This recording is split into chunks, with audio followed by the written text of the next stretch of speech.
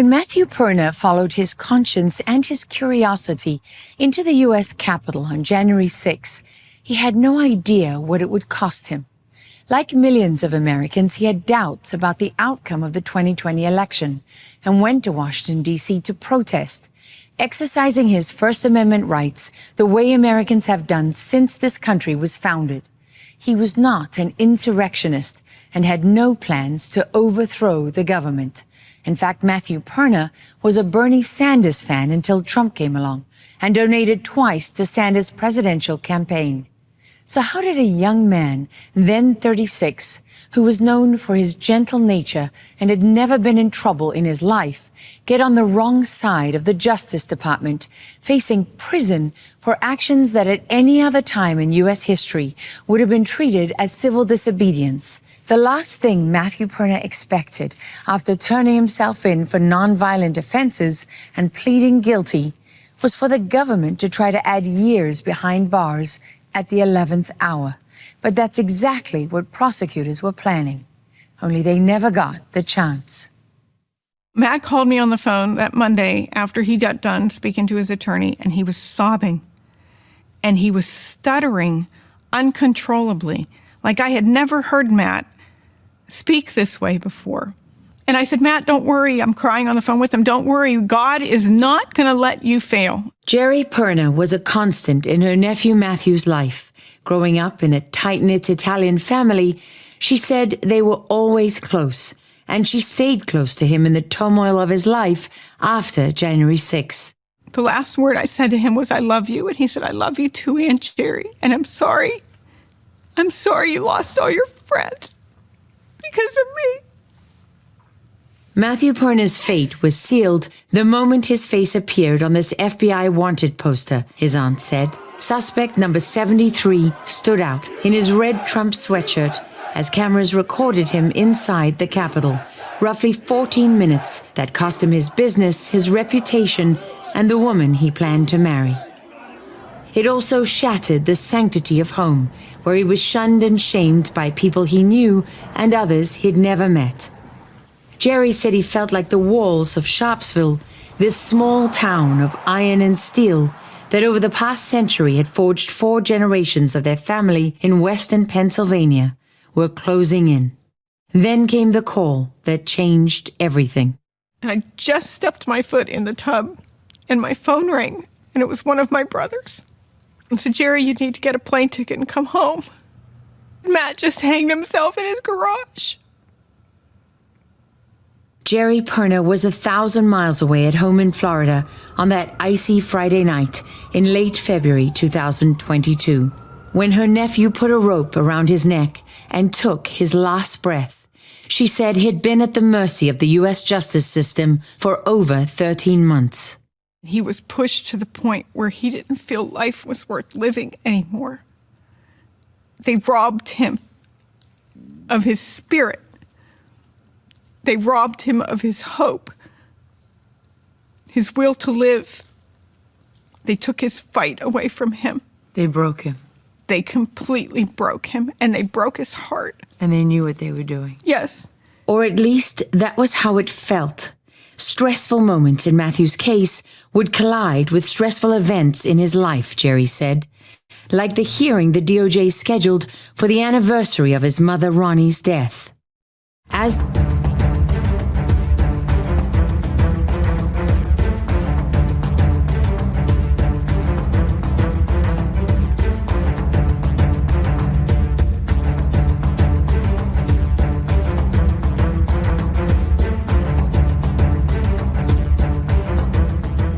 Welcome to the Daily Wrap-Up, a concise show dedicated to bringing you the most relevant independent news as we see it from the last 24 hours. Thursday, September 14th, 2023. Thank you for joining me today. I didn't actually plan on playing as much as that as I did there in the opening. I just got to be honest, dude. That clip is pretty emotional. And right before I listened to it beforehand, and it's not even necessarily related in a large sense to what we're going to talk about today. And you're going to see why it does relate in the way that I'm starting today. But that kind of got to me right there, right in the beginning. Just imagining the point is, if you watch that, and again, the shout out to Laura Logan and Truth in Media and Ben Swan and everything they're doing. That's a first of a series that's going to be coming out, and it is really important, in my opinion. Obviously, we've been talking a lot about what's been done around January 6th and how that's been used to weaponize, just everything against the American people. But that right there, that could have been my brother. Somebody who was an amazing person who cares about people. Yeah, so I'm going to get choked up about it if I even talk about it. But the point is, that is anybody. That is the average American that just followed people inside this building that didn't know what was going on and ultimately got used by the government. And it is an analogy for everything that happens, or just an example of the way that we are meaningless to these people and how we're used. And, I'm not going to say, you could see examples of people that broke the law on that day. We can see obviously how that was used, how people were lied about. But the point is, a lot of people were just present, exercising their constitutional rights, and were in many cases let into the building. And that's how, at least in one case, it ended up. And it's a hard story to watch. But a big shout out to them in general. Make sure you check out the work. Truth in Media, Ben Swan, Sovereign, good stuff from this group in general, and plenty more coming and from those platforms, and more from Laura Logan in general as well. But here's the post. Matthew Perna was a Bernie Sanders fan until Trump came along. Then he was treated as a terrorist. Find out. And what the sad part is plenty of people that watch that are going to think, good, he was a criminal. Good, he was a terrorist. He was a MAGA white supremacist, or whatever the nonsense is that they put together. And if the truth is, watch the whole thing. Doesn't even begin to get into the bigger.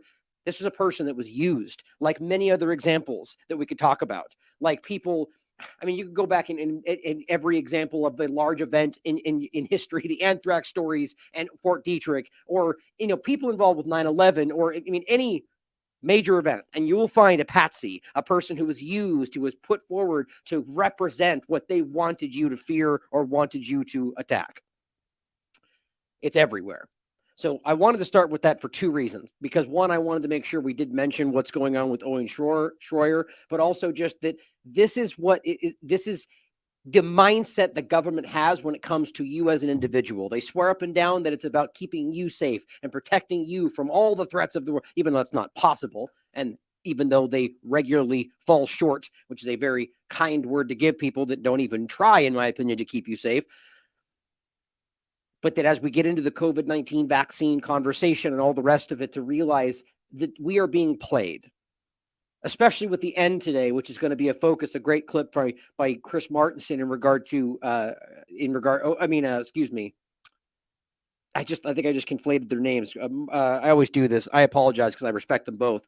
There's Martinson and then there's, that frustrates me.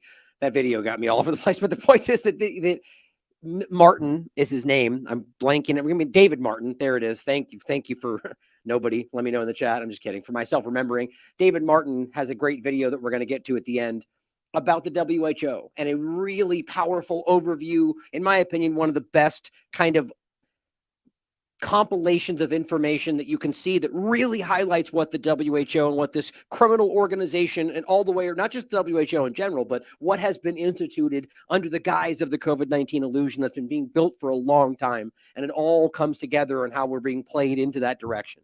Now, before we get there, as I did say, since this is about January 6th and how this is being used against us, I did want to make sure that we mention this. Now, the reality of this story in general is this is politicized. Doesn't matter what you think about Owen Schroyer or what you think about InfoWars or any of that. It obviously matters. I've made my opinions very clear about these platforms and the people they work with and what they, that's irrelevant at the end of the day. When it comes to somebody who, as we'll show you very quickly in this article, did not enter or did not, as I believe he didn't enter the Capitol, but did not break any laws ultimately, and was somebody who is being. The main point is, just like we pointed out in the beginning, somebody who's being used, raised up as kind of the big evil bad guy. Of course, it's easy because Alex Jones is the other big evil bad guy, or the way they frame that, right? And so this is somebody, in my opinion, that is making a statement.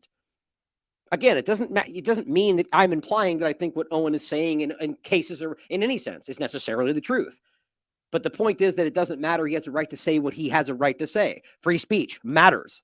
And now this person is being put in jail for 60 days.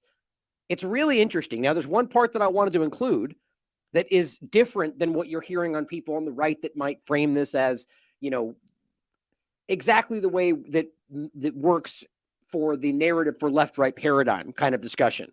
Now, there is some nuance to this, but hear me on this. No matter what's being done to him is politicized, and it's wrong. He should not be in jail at all for what happened there. It's only really about the fact that they say he was there and he was part of why this whole big insurrection happened. Like, I have to understand that that's not actually what went down that day. All of this stems back to the idea that it is an insurrection, an attack on our democracy. Therefore, even the most minute actions around it are treasonous. Like entering a building, even though you were let in, suddenly becomes a huge problem. And that's how this is being used. And realize, guys, there's even Republicans that are on the side of some of how this is going. But just to make this clear, it says Owen Schroyer is one of only a handful of January 6th participants charged with a crime despite neither entering the Capitol. But I mean, now again, I don't see any evidence that that's the case, but I've heard others say that was not true, but you guys can decide for yourselves. Either way, it doesn't matter to me because plenty of people that went in that Capitol building were not even aware that they were breaking the law. That matters to me, and it should matter to everybody. But the point was, despite neither entering the Capitol nor being accused of committing violence or destruction, which again, he did not do that on Capitol grounds. But it says prosecutors charged Schroyer because he had previously signed, and this is interesting. Now, again, this is what NBC News was reporting. I wasn't able to vindicate this, which I'm not sure how I would, in fact, because this is a personal thing that he's signed agreement with in regard to the Capitol in general because of a different charge from before. My point is that just because NBC says it doesn't make it true, but this is a part of the story that I don't see being brought up in the partisan sides of this. It says that he had previously signed a deferred prosecution agreement after interrupting a congressional hearing in 2019. So something before this. 2019, apparently, or Owen Schroyer, which again, you could even argue that was probably a trumped up charge in the first place anyway, interrupted something going on in Congress, like plenty of media personalities do. And he agreed, they claim, as part of that case, not to utter, quote, loud, threatening, or abusive language, or to engage in any disorderly or disruptive conduct at any place upon the United States Capitol grounds, which, by the way, is a pretty ridiculous thing. So because you have yet to charge him, understand that's a deferred agreement, that you're going to make him sign something that says, I give up my constitutional rights? I don't even know if that is legal, quite frankly. So that's crazy to me. I'm not loud or threatening, so you can't go out there and say positive things very loudly. My point is, this seems like something that was designed to be able to charge him for anything. So I don't find that to be genuine. It's very disingenuous to me. Either way, that being stated, the point is he had something he signed, then he went to the Capitol grounds and was involved with a huge disruptive thing in their minds. So my point is that it's not necessarily the speech crimes that we keep hearing about from the right. As far as I can tell, it seems like they're using this, which is illegitimate to me, nonetheless, to argue he went there, did this, and was part of an insurrection or part of a riot. Therefore, he violated this agreement. Now, that being said, it doesn't seem that they even are charging him for that. So it's very confusing. So my point is, I bet you all of this either gets dropped in appeals or something like that, because I don't know how you can charge him with this. Overall, I hate how it gets sort of omitted or misrepresented in the paradigms. How the right, well, the left will say he's a terrorist. The right will say, it's always how that goes.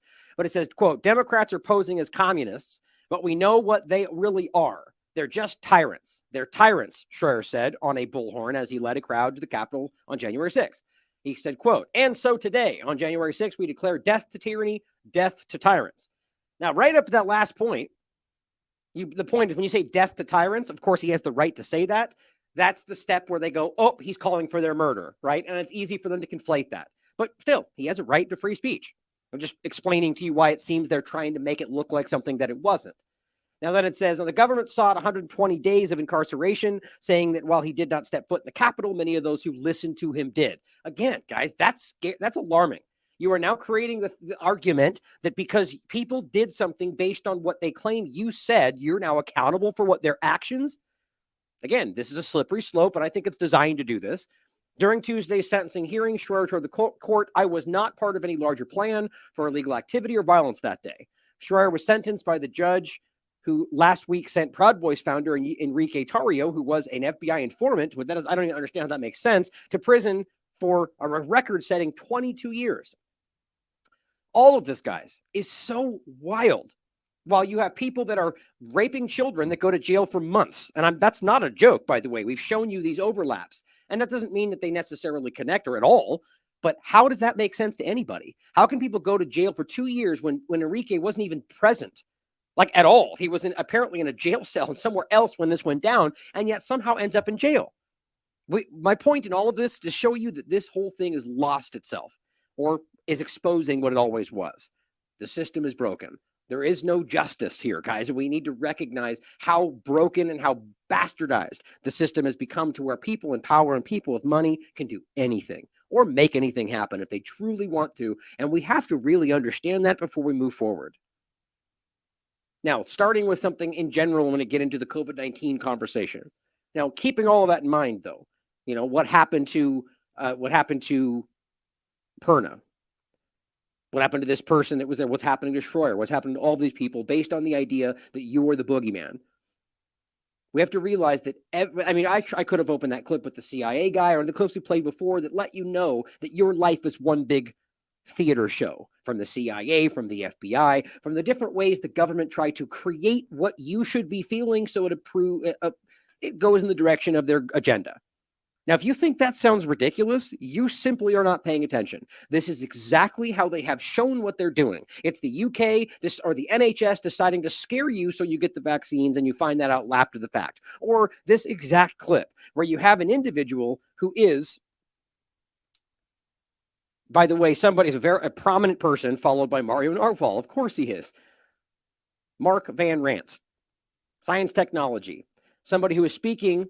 And this is a Chatham House discussion where he is speaking about how he used information to trick people into doing what they wanted them to do, going into the pandemic, or at the very least in pandemic context. And this is what's important, guys.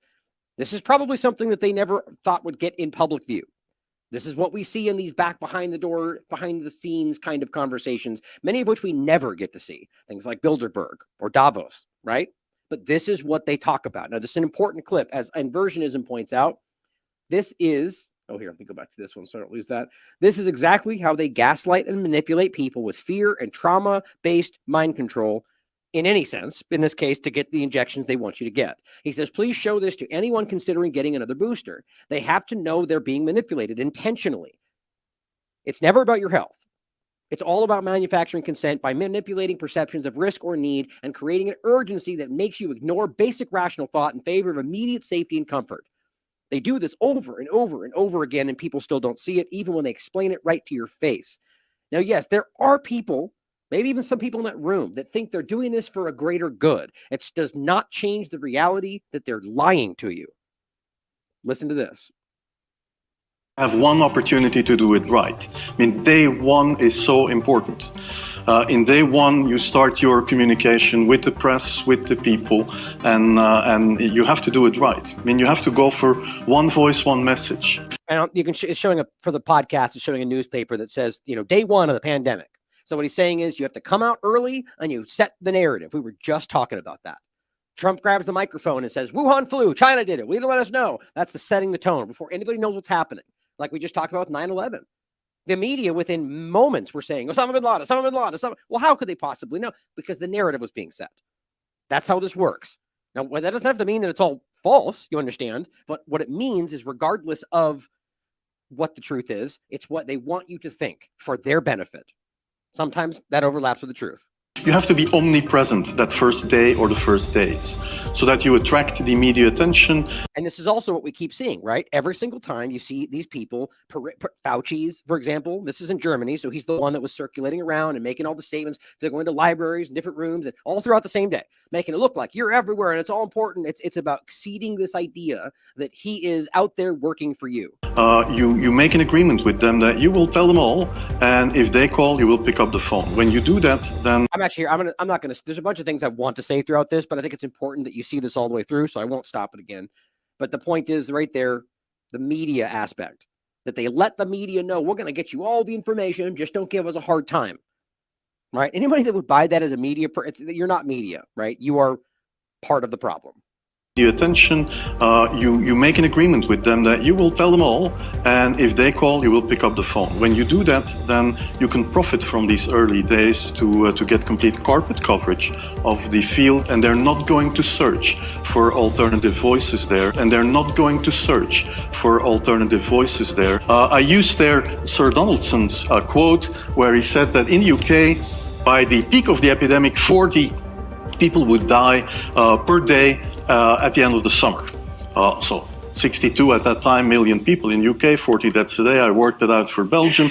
That would be 7 deaths a day at the peak of the epidemic. I used that in the media. 7 Belgian flu deaths per day at the peak of the epidemic would be realistic. That is true in every year, even interpandemically. That is very, very conservative. However, talking about fatalities is important, because when you say that, people say, wow, what do you mean? People die because of influenza? And that was a necessary step to take. And then, of course, a couple of days later, you had the first H1N1 death in the country, and the scene was set and it was already talked about.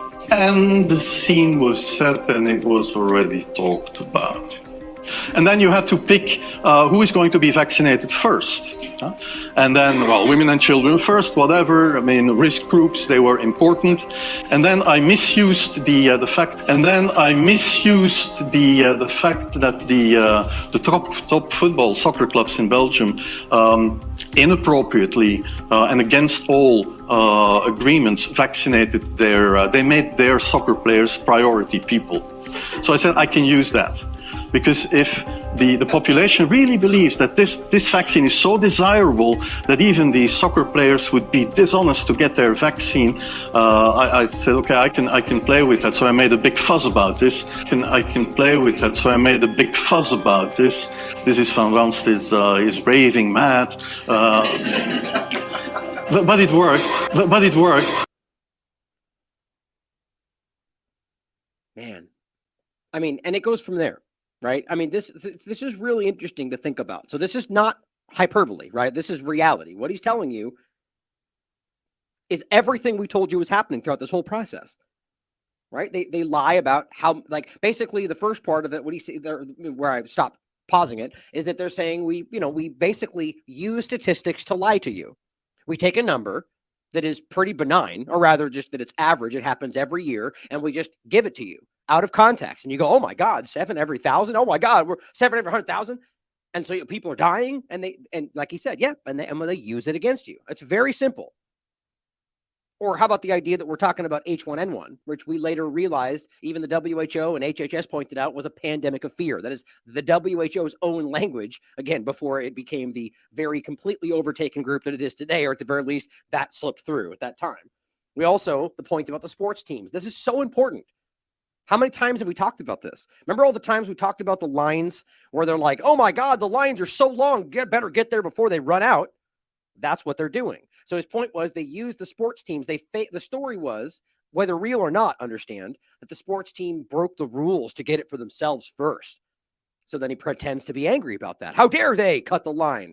But they wanted that. They used that to make you think, well, if they're getting it, then we should get it too. And it's a lie. He acts like he's angry about it. I mean, this is just basic surface level dishonesty that they all do. And again, whether you think it's about the greater good and he believes he's doing it for a better reason, it really doesn't matter. You're being deceived across the board. This is politics. It's no different in Russia, China, the United States, Israel, UK. They lie to you. The government tries to manipulate your life for their benefit. That's the reality of our world. It's time we try to change that. Not try to change who gets elected next time. Not try to train. I mean, you could try to change these things. It's up to you. But I mean, the main point of what we should try to change should not be incremental small things that allow the power structure just to step sideways around it. Right? Like even the bigger concepts of, multipolar and all this stuff. The bottom line is governments will still have control over your life. Now, I'm not saying I have an answer to that. I have plenty of thoughts. We could have a long conversation about it. But the first thing is always accepting that we have a problem. Again, not the minute parts, but the larger reality that people of the world are no longer wanting to be ruled by governments. I know that's an extravagant idea that people can't even understand at this point in time, but wanted to put it out there. Now, the bottom line is, guys, this is the point about the pandemic. This is what they're doing. This is how they control your perception. And it's happening right now all over again. And here, if you want to follow his account, it's right there. This is very real. Now, inversionism also points out another important clip. This one you've already seen. We've played this before, but it's important to reiterate this. I'm not going to play the whole thing, but we'll play some of this right now. He says, with the recent approval from the FDA, approval / EUA for children, for yet another COVID injection, you should watch this Project Veritas, James O'Keefe work from the last year with Christopher Cole, the FDA executive officer of Countermeasures Initiative, military countermeasures. He says all the quiet parts out loud in regard to the EUA, the emergency use authorization process, use on children, testing on pregnant women, and how the FDA makes most of their money. And as a result, is a regulatory captured institution that cannot be trusted to protect people like it's supposed to. Shocking. It's amazing how we can dismiss on the record statements from people that work there because, left-right paradigm. That's how silly we are sometimes. It's just another corrupt business in the mix, taking their cut as if at the expense of the rest of us. It's a great clip. And wants to inoculate as many people as possible. So you have to get an annual shot. It hasn't been formally announced yet, because they don't want to rile everyone up. The drug companies, the food companies, the vaccine companies, they pay us hundreds of millions of dollars a year to hire and keep the reviewers to approve their products. If they can. Did you hear that? I mean, that's the kind of thing that is so frustratingly, this gets dismissed by people because James O'Keefe. The guy is on the record without knowing he's on the record, or rather on being recorded without knowing, speaking about how they get paid by the people they're supposed to hold accountable. I mean, my God, this is the reality. And we all seem to know that. And we can't engage with it because of the two-party paradigm, or some people, I should say, can't, because they're lost in their team sport politics. Get every person required at an annual vaccine. That is a recurring return of money going into their company. I mean, just from everything I've heard, they're not going to not approve this. Meet Christopher Cole, an executive officer at the FDA with over 20 years' experience who claims to be directly involved in the approval process of the various COVID vaccines. What you're about to witness raises some alarming concerns, from the government's desire to mandate an annual vaccine for everyone, including young children, to the billions of dollars that exchange hands between our government and Big Pharma to railroad the approval process. I'm a manager for the... By the way, on a quick side note, don't forget that we have this guy, I know there's some suspicious points around it, and I don't even necessarily believe that I'm taking it all at face value, or that I don't necessarily think that. But that discussion with the one guy, the black guy, I forget his name now, who says they were making variants. And then it gets dismissed. Well, because doubt. Well, sure, if there's doubt, we should say maybe it's not true. But the fact that these kind of things just get set on a shelf somewhere when they literally admit what we seem to be able to prove is happening, it's just so infuriating for those of us that are not just going off a video of one platform on a two left-right paradigm, but been continually doing deep research on the studies, on the information, on the background patents, I mean, all those stuff. And you can say, yes, whether or not he's being honest, that stuff is seemingly happening. It's just infuriating. The Food and Drug Administration, my agency oversees vaccines, vaccine approvals. So you have to get an annual shot. It hasn't been formally announced yet, because they don't want to rile everyone up. Right. So they always knew it was going to be an annual shot, just in case you missed that. Like we told you that was the case right in the beginning. And then now it's fake news, now necessary. That's how the process seems to go. Is it going to be formally announced? Yeah, at some point. I mean, it's going to be, and some of it's been talked about publicly, but it has been talked about on CNN or Fox or MSNBC or anything. What he means by that is they float the possibility in a very quiet corner where only people in the know are looking at, or you could if you knew where it was, like an FDA meeting or whatever, where they go, well, we considered the possibility of an annual, way. But I showed you Fauci saying that at the beginning. Still gets dismissed as fake news by the journalists out there who only follow along with what they're told, as journalists should, right? But yeah, you'll have to get an annual. I think what's going to happen is it's going to be a gradual thing. School's going to mandate it. Why do they need the third one? How is the FDA person able to know that beforehand, knowing that he's being paid by these people, and somehow, because it's all interconnected? This guy's literally sitting there telling you what later happens. understand what that is. There's not a secret. There's not some secret message behind this. This guy's in the know. He outlines what they're going to do, what they're going to take from you, what they're going to imply, because he knows what the government's going to decide, or not from the FDA, but realize that most of these decisions aren't made by the FDA. They're simply going, yes, that's safe. Then the government makes these decisions. So how is he in the know about that? Think about that for a second. Well, the same reason that you or I would need the third one, because the vaccine, it wanes. Yep. Your ability to fight it wanes. In fact, Rally, let's not forget this point. I haven't said it most recently because there's so much else going on, but that's not the vaccine waning. That's such a stupid lie. Your immune system is collapsing is the right word to use. The antibodies are present, or whatever we pretend is happening. The response is taking place. The fact that it dwindles has nothing to do with a vaccine that was given to you in the beginning. That's just instructions for making this thing, which also hurts you, by the way, in a lot of different ways. That is your body failing. Understand that. For those out there that don't know, there's more evidence than anything I've seen in this topic that shows you that your immune system is being affected dramatically by taking these things. And every time you get a new one, it increases some spur, but then collapses even faster. And it's like this constant, you're like a drug addict is what it seems like. So the 3 will bolster your system. And then there'll be an annual, eventually an annual, just like the flu shot. For the toddlers? Well, for everyone. Okay, so the toddlers too then. We'll have to get it annually. Okay. That's in the future. We're not sure. Mm-hmm. That might involve more studies. The FDA was scheduled to meet this week to discuss approval of the Pfizer vaccine. I think I'll leave it there just so you guys get the gist of it. It's a great clip, 14 minutes. The point is generally that, right? They are aware of the corruption. They're simply rubber stamping this, just like you've been told by all the conspiracy theorists out there.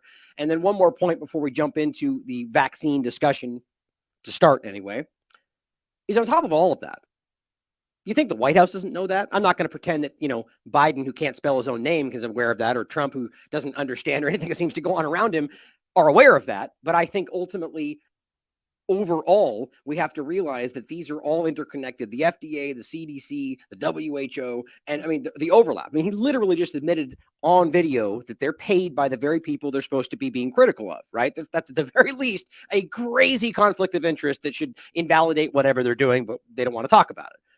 So all of that is very clear. On top of that, here's an important ruling from the Fifth Circuit Court, which, by the way, we should already know, and it's not unique to Biden's administration, and it's not even unique to just COVID, as I said here. The Fifth Circuit Court found the White House, the FBI, and the CDC violated the First Amendment of millions. But this Fox clip misses that this has been happening a long time before COVID-19 land, and that this was more than just protecting the Biden administration. But of course, that's what happens when you only digest partisan media. But nonetheless, the ruling is important. Alert, a bombshell ruling by the Fifth Circuit Court. Finding the Biden White House and the FBI and the CDC violated the First Amendment rights of millions of Americans. As did the Trump administration, because the same thing was happening then, but we'll just casually leave that part out. By bullying tech companies into censoring free speech during the pandemic. According to that ruling, the White House, quote, coerced the platforms by way of intimidating messages and threats of adverse consequences. Yeah, that's important. That is the court's ruling, right? That's not something to dismiss. That's actually pretty incredible to me that who knows what's going to happen. Truly, I hate to be a pessimist here, but my argument would be that literally nothing happens. You get these rulings and then it just drifts into the background, which shows you that there's no enforcement. There may be some honest people in the judicial system, but there's no enforcement that follows. And that's the main point we see with the Clintons, with every single one of them, left, right paradigm across the board. So in other words, the Biden administration forced social media companies to remove our posts that were critical of the Biden administration or made the Biden White House look bad. Or how about, even he knows this. Or about COVID-19 information like that. The idea that they have to shoehorn or couch that on it's just about Biden's reputation. I'm pretty sure Biden doesn't need help making himself look stupid. But yes, they did censor stuff like that too, and that is proven. But on top of that, and Biden, and surprise, surprise, not because of some screenshots on Twitter, it was already proven. But it's also more importantly about true information about the dangers of these injections or foreign policy or all of it, guys. This ruling could have a major impact on the 2024 election if Democrats lose control of the narrative. The White House says, I can't even take this serious anymore. It's like a cartoon.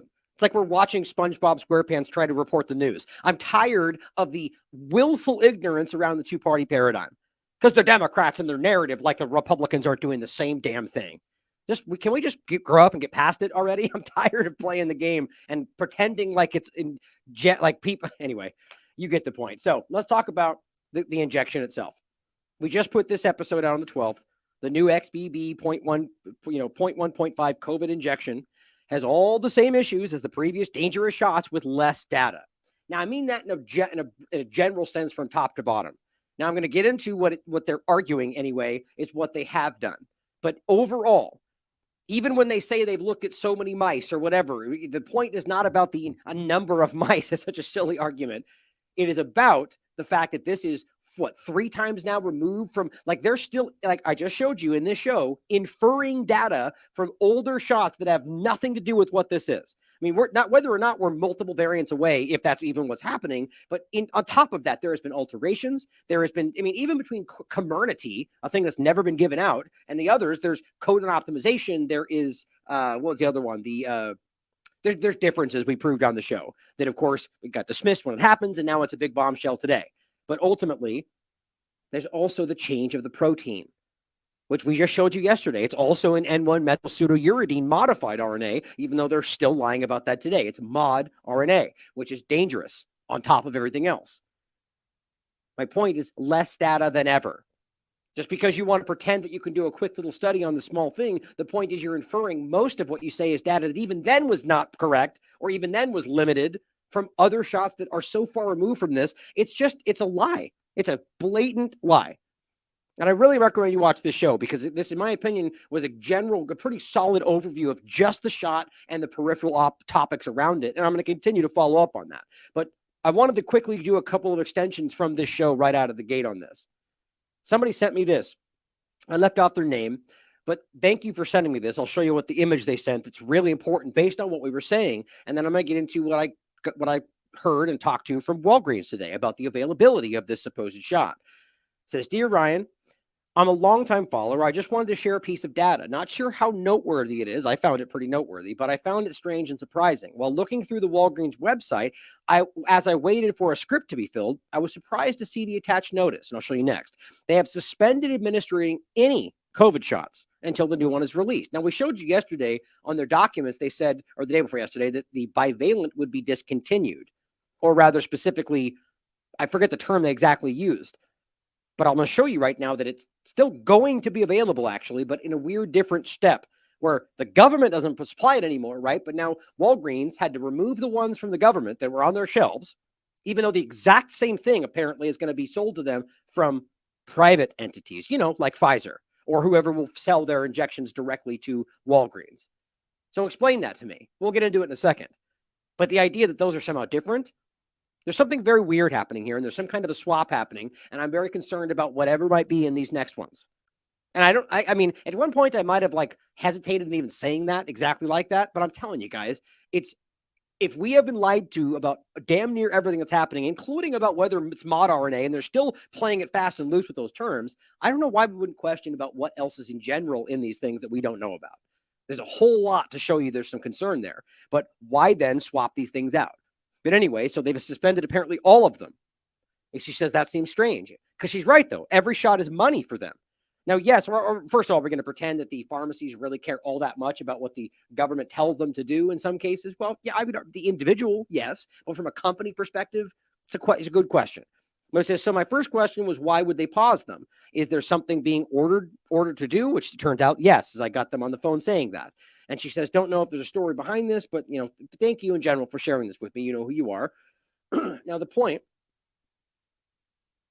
is right now, they're telling you two things. That COVID is still dangerous. And right up until the 30 seconds ago when they told you this new one was approved, they were telling you the older ones were still effective versus whatever was still happening today. So all this does is undermine all of that. Why would you pause it now and leave a gap? I'm going to show you. They're telling, I just tried to sign up for an appointment and they say they don't have it. It's not here. And it looks like the 18th is when their website at least seems to know it's going to be coming. Okay, well then why wouldn't they still administer the ones they just got done telling you are still effective today? Doesn't that seem strange? It does. And at the very least, it implies that they knew that one wasn't doing anything, or that there's something that so rapidly needed to change that they, in real time, yanked this stuff down and they're waiting for replacements of all of them, both the new one, but also the bivalent, which is apparently still going to be available. I don't even know why that makes sense. So here's what she sent me. On the website, it says COVID-19 vaccine update. COVID-19 vaccines are currently not available, pending the arrival of the new shot. Nothing. Existing appointments prior to updated vaccine arrival will be rescheduled. So that even then, it shows you that they were even making appointments right up until yesterday or the day before. So Walgreens wasn't even made aware of this.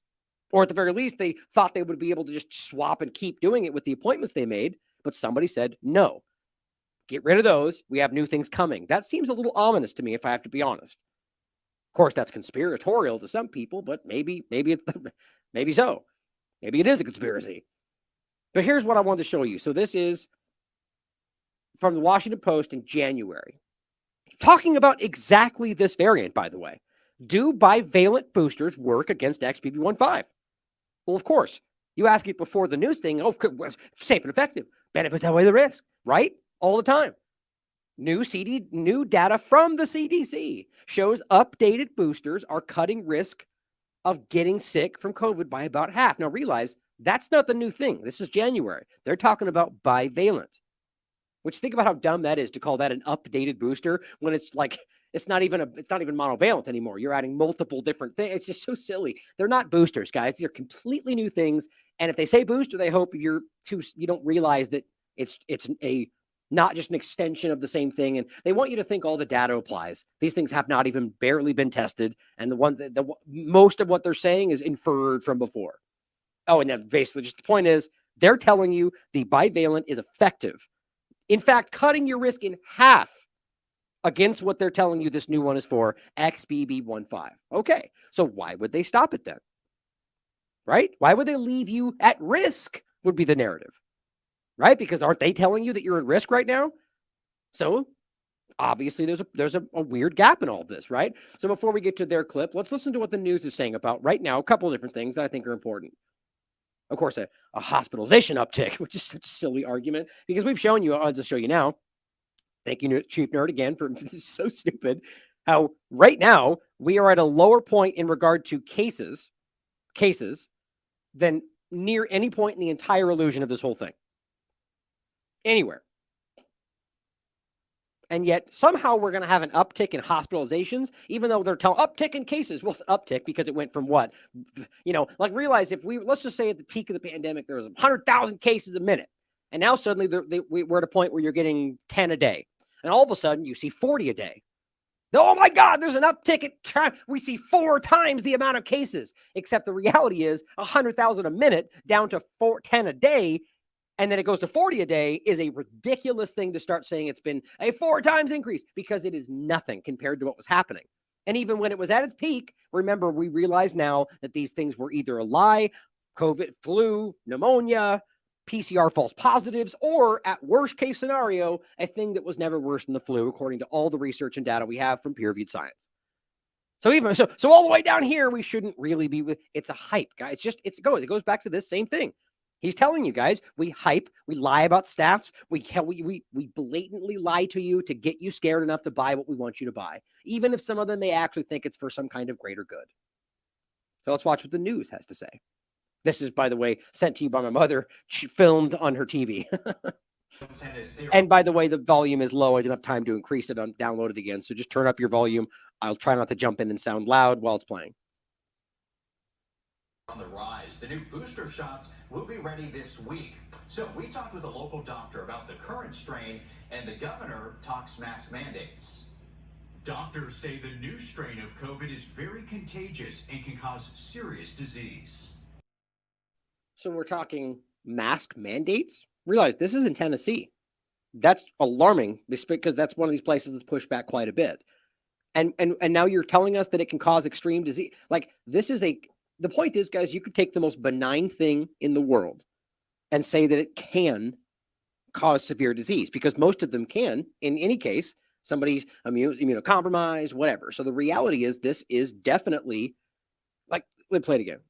Contagious and can cause serious disease.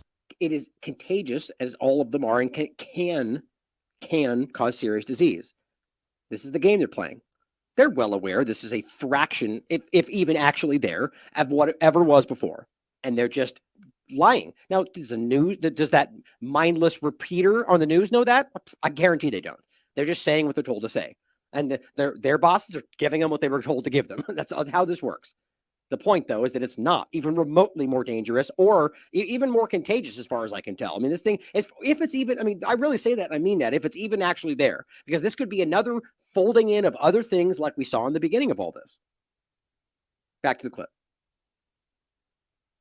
Even over last week, there's been an increase in hospitalizations due to COVID in our area. These several strains that are out there circulating at the present time are children or grandchildren of the Omicron strain. Dr. William Schaffner, professor of infectious disease at Vanderbilt University, says the new booster is recommended for those 6 months and older, especially for the elderly, pregnant women, and people who are immunocompromised or have underlying conditions. Those people are at increased risk of hospitalization with these strains that are going around at the present time. Dr. Schaffner says to expect COVID around for the foreseeable future, but a return of the old government mandates like masking may be a thing of the past. Well, that's not really what they're saying. If they just told us in the beginning that the governor just said masking is coming back. So that's a little contradictory, isn't it? But realize what he's ultimately saying there. I mean, first of all, hospitalization at the present time. Dr. Schaffner says to expect. First of all, is his name William Shatner? Is that really what his name is? Like, I find that to be like hilariously insulting. COVID around for the foreseeable future, but a return of the old missions. Those people are. That's what it was. The idea that you are literally saying that they're at more risk. Well, you have to understand the way they're playing these games.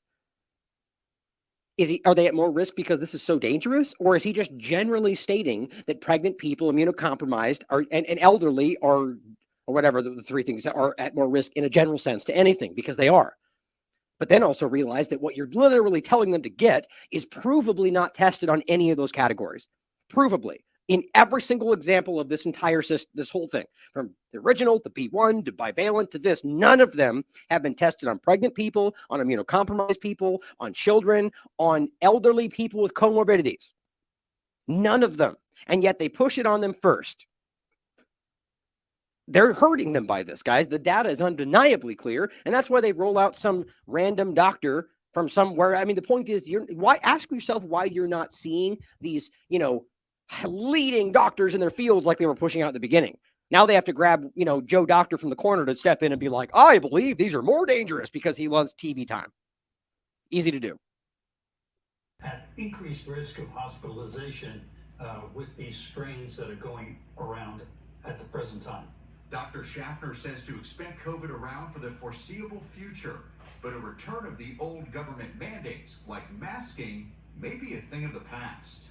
The new booster is expected in health departments and pharmacies as soon as this week. Doctors say if you've recovered from COVID or recently received a booster, wait 2 or 3 months before receiving the new one. I'm planning to make sure that Tennesseans do what they want to do, but there'll be no mandates, there'll be no vaccine mandates, there'll be no mask mandates. We learned in the last one that the government does not need to tell people how to live their lives with regard to their own personal health. Those are decisions that they need to make, and that's the way to be going forward. Well, that's good. That's why I live in Tennessee. But listen to this. On the rise, the new booster shots will be ready this week. So we talked with a local doctor about the current strain, and the governor talks mask mandates. Oh, so I just misunderstood what he said. Talks mask mandates, but clearly is saying not having them. So I thought that, anyway, the case is general that obviously we already see these mandates coming back all over the place. But again, Tennessee, at the very least, where Franklin in general, where I am, is absolutely one of the best places in all of this, as far as I can tell. But, they are still justifying all of this. And under the guise that it can be worse. I mean, that is the hype. That is fear. Pandemics of fear based on the unknown. That's always present. This is the biosecurity state. This is where we are. So we're at a point where they're using hype about things that aren't happening to scare you into taking the next thing. Now, yes, they're stressing the idea that this won't be forced, but realize in the beginning of this, we saw coercion that wasn't necessarily mandates. And we're already seeing that. You're seeing hospitals, I just showed you that, who are still firing people for not taking their last shot, even though there's no longer in this Australia, but it's all over the world. And now we're going to see this rise up again, where they're going to make kids take this to go to school. They're forcing mask mandates for school. How is that even legal? It's not, is the point. But it's still happening because people still have an allowance for this in their minds. But this is the same doctor. New COVID vaccine and booster shots for this fall to be available by mid-September. This is the 13th. So it says the first new COVID vaccines updated for this fall season should start to be available in mid-September, now that the FDA and the CDC have signed off on the new shots. This is a change from the bivalent composition used in the last round of boosters, which, again, it's so funny. Remember I harped on this for a while? It says, which blended 2 components. I just want you to remember how dumb these people in the corporate media are. They don't vet anything, it seems. They just say what they're told to say. And what they were telling you was it was aimed at 3 things. Remember that? Over and over and over. And they're silly because it was really a bivalent shot. It's not hard to understand, but they were somebody told them that it works against the other one, and they took that to mean that it was made to fight those 3 things. Remember? I mean, we should always have a laugh at how silly these people are. And I don't know why people, I mean, I don't think anybody even listens to corporate media much anymore, but they still get funded by the government because they serve a purpose. But it was all only ever B45 was the whole point, and they just pretend that it worked for other things. They're doing the same thing now. Well, it's only made for XBB.1.5, but it'll work for all the rest, we think. It says, while newer XBB descendants have emerged, including EG.1.5 or .5, a strain that's rapidly gaining ground, experts say these variants so far remain closely related, and the updated vaccine formula should offer protection. If that's a strong statement. That's what you hear everywhere. Well, it's most likely going to work. I don't know. And I just can't believe they think that would something. These are supposedly high-level journalists in the corporate media, or you've got experts and doctors and scientists. They're supposed to be the experts they put forward, and they're telling you, yeah, I think it'll work. Don't they feel stupid when they say that? Or don't they realize this is being pushed on people right now, even though they're not claiming it won't be a mandate? It's hurting people. Quote, there doesn't seem to be any particular advantage, they now say, to a bivalent vaccine.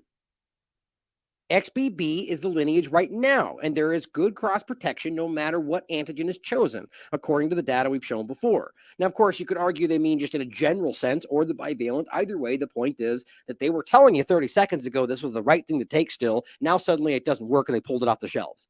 While there's nothing ready now, that just doesn't add up. There's something fishy around that part of the story. Then it says, well, the new vaccines will start to roll out as soon as yesterday.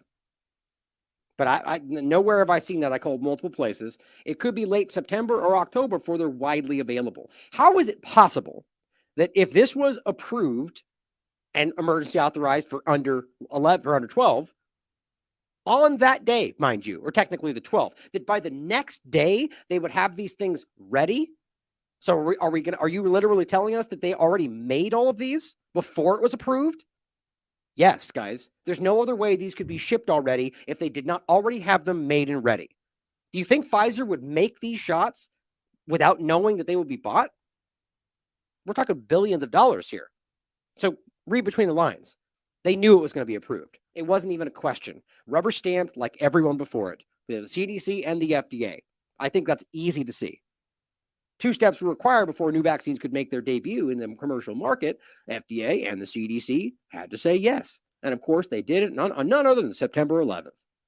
Now, by the way, also, did you guys forget that we were supposed to have a new pandemic yesterday, according to all the Q people and all the, the Twitter files people on September 13th? And that guy was all adamant at proving that you were wrong. He proved it and broke it down. Well, yeah, how'd that work out? So many people out there love to push what their subjective opinions. Now, of course, what ultimately happens is something will later happen and they'll go, see, it started on the 13th. We didn't know about it until 40 days later. Smart. Certainly possible, but that's all assumption by all those kind of people. Oh, I just had this in case I lost it. Now, let's listen to what Walgreens had to say. And there's a couple interesting points in here, I think, that really stand out. Oh, actually, I did have two different things. Really quickly, I forgot I had this as well. I grabbed a screenshot of just how I wanted to show you a couple points on what the screen actually looked like. Excuse me. Oh, here, I got to do it this way. 1 second. There we go. So I went through the actual website. Let's mute that. So I went to the actual website, right? And so you can see it says below are the vaccines the patient can schedule. Now, right there, right above that, it says the CDC says it's safe to get multiple vaccines at once. It says it right there. More than once, by the way. Even though we've proven to you how many times it's not true. They don't know because they never tested it. None of them. None of them, guys, especially COVID and flu. They did not test them. And I just showed you that on the most recent information about even the XBB shot, but also the bivalent and everyone before it. They've never done this. And all of the data, even peer-reviewed science, is screaming about how it's dangerous in general for pregnant women, but especially the fact that when you cross them over, it's even worse. And we have no data to back up any safety around that. And I only mean it's worse because the idea is that you're adding even more substances that are creating these kind of problems. Just the COVID shot alone, these things are deadly by definition, which simply means that they can kill you. They can, and we know that. They've admitted that. I don't care if it's 0.01%. That means they're deadly. And they love to play with definitions, but we know it's a hell of a lot more than that. So just going forward on this, they're telling you, yes, go ahead and pick it as many as you want. Film at the same time. Oh, and then it says, yeah, see, it says right there, by the way, this season's COVID-19 vaccine is available. So why would they put that on the website and then not allow you to get it, which is what ultimately happens? Now it says here, yeah, same thing, just, get them all at the same time. Like, it's just the same thing. You can get the it says, yeah, get all recommended vaccines at one visit. Same thing over and over. Now, on September 14th, so it tells you they're ready. You're ready to go. Make your appointment. But then you can't pick it because there's nothing there for you to pick. See, the 14th, just nothing pops up. I try to hit the map to change it, and nothing happens. Yeah, it says down there, it says, based on the information we provided, we don't have any available appointments within 25 miles. So I just don't know why they would go out of their way to make you think that they were there. I think it's because they're trying to hide the fact that there's a gap. There's something weird that happened, and there's a gap right now between now and whenever they get them where nobody can get any shots at all. I don't think they want anybody to know that. I think that's why they're just trying to tell you everything and just act like it's a glitch. Well, we don't know. It's not working. The map doesn't come up. Now, what's weird is it does if you click it up to the 18th.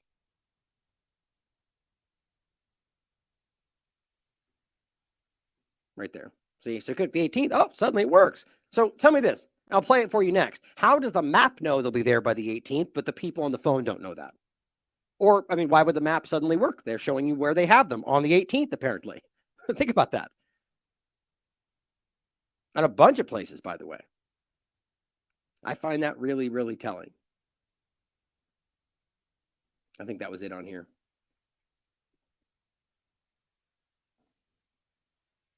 Oh, yeah, and the CDC's asking for extra information about your ethnicity and whatever else. It says, help the CDC. Oh, yeah, and this one says, look at this. Let's get the patient's information. If the patient is under the age of 13, you have to have a parent. 13? Yeah, guys, so apparently if you're 14 years old, you can go get a shot without your parents' permission. But you can't join the military, you can't drive a car, you can't smoke a cigarette, but you can go get a sex change, or you can, get your COVID injection, either of which are super deadly for you and have lasting effects for the rest of your life, but no big deal. Trust the government. How silly is that? Okay, well, now let's listen to the actual call.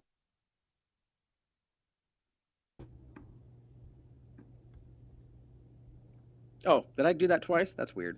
Hold on. I guess I did. Okay, here's the call to Walgreens. Walgreens. Para continuar en español, oprima 9. Just to let you know, the updated COVID vaccine will be available at Walgreens mid-September. Check walgreens.com/schedule vaccine for the latest updates. That's where I was on the previous thing I showed Thank you. you for calling Walgreens Pharmacy. This is Tiffany. Can I help you? Hi, yes. I'm just trying to clarify something. I was trying to schedule my next booster, and I'm just confused on the timing. I was told it was available, and I think the website says it's available, but as I go through the process, it just doesn't give me an option, even though it says that We haven't received our shipment yet, and so it's not allowing anything to go through all the way yet. Oh, that makes it. Well, do you know? What do they mean? It's not allowing anything. What does that mean? It's like the system, I guess. Would you know when that will come in? They're just saying hopefully by mid next week. They said they started the shipments out yesterday, and they're hoping to get it all to everybody by Monday. But it may. So if they shipped these out yesterday, they were already made. Every single one of them. Or at the very least, enough to ship these out across the country in one day. Just don't miss that important point. They knew this was going to be approved. Take until Wednesday for everyone in the area to get it. Okay, well then, I mean, is it? I'm also confused. Can I come in and get the bivalent instead? They have deauthorized the bivalent, so I don't have any more. They told us to pull it from the shelves. Do not give it anymore. They deauthorized the bivalent, said pull it from the shelves. If they told you it worked for XBB, there's something wrong right there. I don't know what that means. I don't know what is so important about this other one. Or, I mean, if you want to just be surface level about it, maybe they genuinely are saying, oh my God, those are killing people. Get them off the shelf as quick as possible. I highly doubt that, but certainly possible because they are, especially the bivalent, net harm, right? They are murdering people with these shots. They're causing far, far, far, far more damage. And I'll show you next. Up to 40,000 shots or 40,000 people in between 18 and 27 to get 3 shots each to stop one hospitalization causes 18.5 serious adverse events. That's according to the British Medical Journal.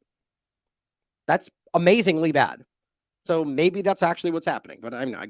Something tells me it's worse than that. Why? I thought that was still the usable one in the meantime. Since the one we had was issued by the government, and that's no longer the case, so I can't administer the government-issued one. Now it's going to be private parties that supply it. Weird. So you can't. So the same shot, by the way, is what they're claiming anyway. Same bivalent shot. We just got to throw away the government-made ones or government-issued ones and give you the ones that whatever the private is. So Pfizer or whatever company they use to sell them to the pharmacies. Why? So what we had in our fridge, we can no longer administer. When you say private parties, do I go to like a different place to get it, or? No, you'll still get it here. We just, instead of the government sending it to us, we will order it from the actual warehouses and manufacturers now instead of waiting for the government to send it to us.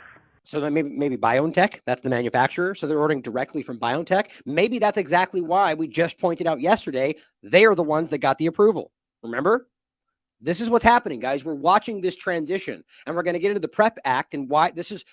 I mean, they're redesigning everything, adding amendments and just stretching these things out. They're building the new system right now. And the idea that they're going to order directly from these people to give you the shot, they're still under the PrEP Act, have indemnity for all of this. Now it looks like for damn near everything under the sun, because everything is now somehow connected under the guise of this new amendment to COVID-19.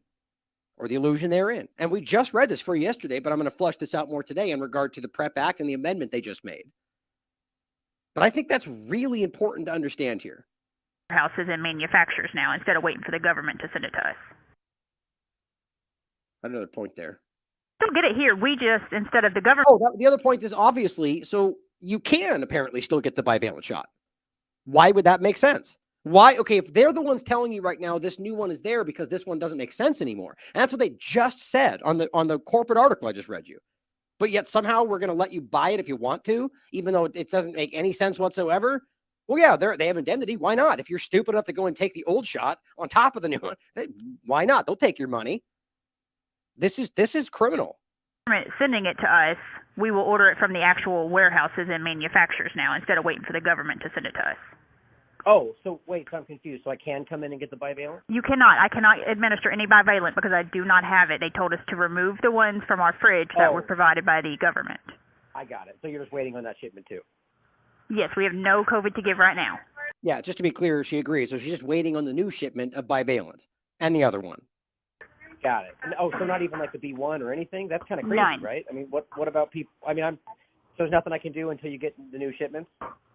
There's nothing to do until the new shipment arrives, unfortunately. is that only you guys, or is that pretty much everywhere? That's everywhere. That is a FDA thing across the country. Okay. All right. Thank you for your time. Appreciate it. Well, isn't that interesting? I think that's a pretty big deal. Well, let's talk about the PrEP Act and how this relates to what we were just talking about.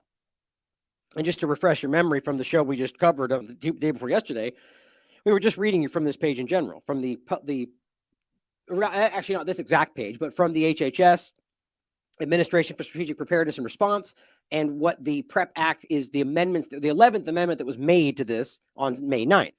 And this, what it says is on May 9th, Secretary Becerra signed the 11th amendment to the declaration under the PrEP Act for COVID-19 medical countermeasures. Again, we're talking about the military here, but the idea that you can amend this act in the middle of the emergency to achieve what you want to achieve, how does that even make sense? It shows you the lawless nature of what they're doing. I mean, they just execute what they want and say the law. It says the secretary issues this amendment to clarify that COVID-19 continues to pose a credible risk of a future pandemic. So this is my point. All of them are like this. So originally they say we declare an emergency because of the special threat caused by what's happening. Then they renew it forever. In this case, they pretend to end the larger one, but allow the PrEP Act through the PrEP Act, as well as through the FDA, to just continue a use of the emergency to allow these under emergency use authorization, or rather, more specifically, indemnity for all of it because of possible future pandemics. That's exactly what corruption looks like. That's exactly what they've always warned you about from any angle that was willing to speak up. In early 2000s, the WHO called this out. Pandemics of fear. As we told you before, the HHS did the same. I'll include that since I listed it off. It's called Health is More Than Influenza. This page is gone now, by the way, because they delete these things, but it's from 2011. And they tell you very clearly the repeated pandemic health scares caused by avian H5N1 and H1N1, both of which they still pretend were big, serious, bad pandemics, but they say were parts of a culture of fear. Worst case thinking, we're talking about replaced balanced risk assessment. They talk about in both pandemics of fear, it says right there, exaggerated claims of severe public health threats stem primarily from disease advocacy by health experts like Fauci and the rest of them. This is the WHO, guys. People were trying to call this out a long time ago, and those people are gone now. I've already covered what happened to them. The point is that this is just an extension forever based on the idea of a credible risk forever, because who knows, it could get worse. That's really their argument. Then it says add 2 new limitations on top of all that. Right? The amendment also adds 2 new limitations on distribution, extends the time period of coverage for certain covered countermeasures, like injections and PCR tests and everything else. Clarify the time period of coverage for all of that all the way until December 2024. Just like that, we'll just add an amendment based on what? There's not an emergency. These things aren't helping, and this thing's not even dangerous, but you're just going to arbitrarily extend it. Let me show you why. Brian Ward here broke this down really clearly. I appreciate this. I think he did a good job on this.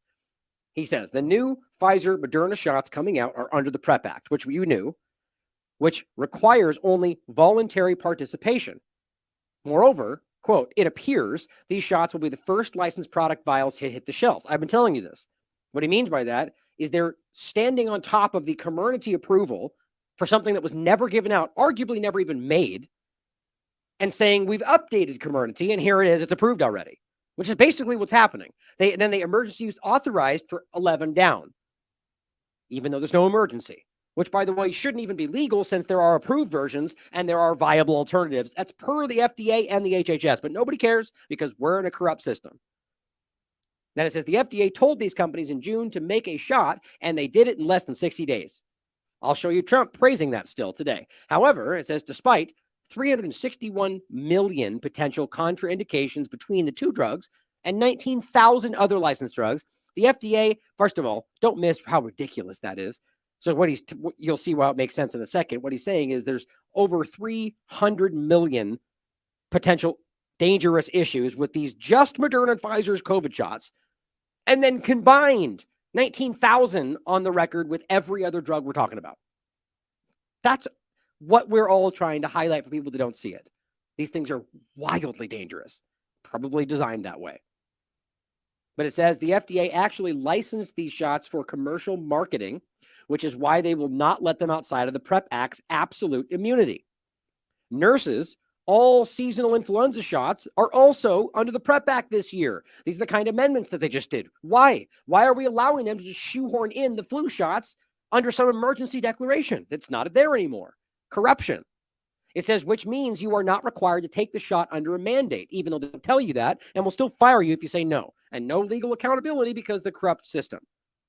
The point is that they're arguing, they generally probably saying that this is because the flu shots are important, and if those are not there, then you'll get extra sick and it will cause COVID to be even worse. Like, that's my point. They will find a connection to any kind of argument that somehow backwardly will make maybe COVID worse, therefore it all applies. You think I'm making that up? It says, however, the HHS secretary has brought all child vaccines under the PrEP Act to provide absolute immunity for all damages, bringing into question the Vaccine Injury Fund and how it might be available to new victims. HHS also is providing PrEP Act immunity for all seasonal influenza vaccines, which means that no one can be required to participate. And he says, I am releasing a video explaining the legal reason why. He says, America, every child vaccine administered this year is under absolute immunity, and every seasonal influenza vaccine is under absolute immunity. Additionally, many masks, testing articles, and protective equipment are still under the emergency use authorization, as I just told you, and the PrEP Act. How does that even make legal sense? It doesn't. Now it says, here's what is covered. This will blow your mind.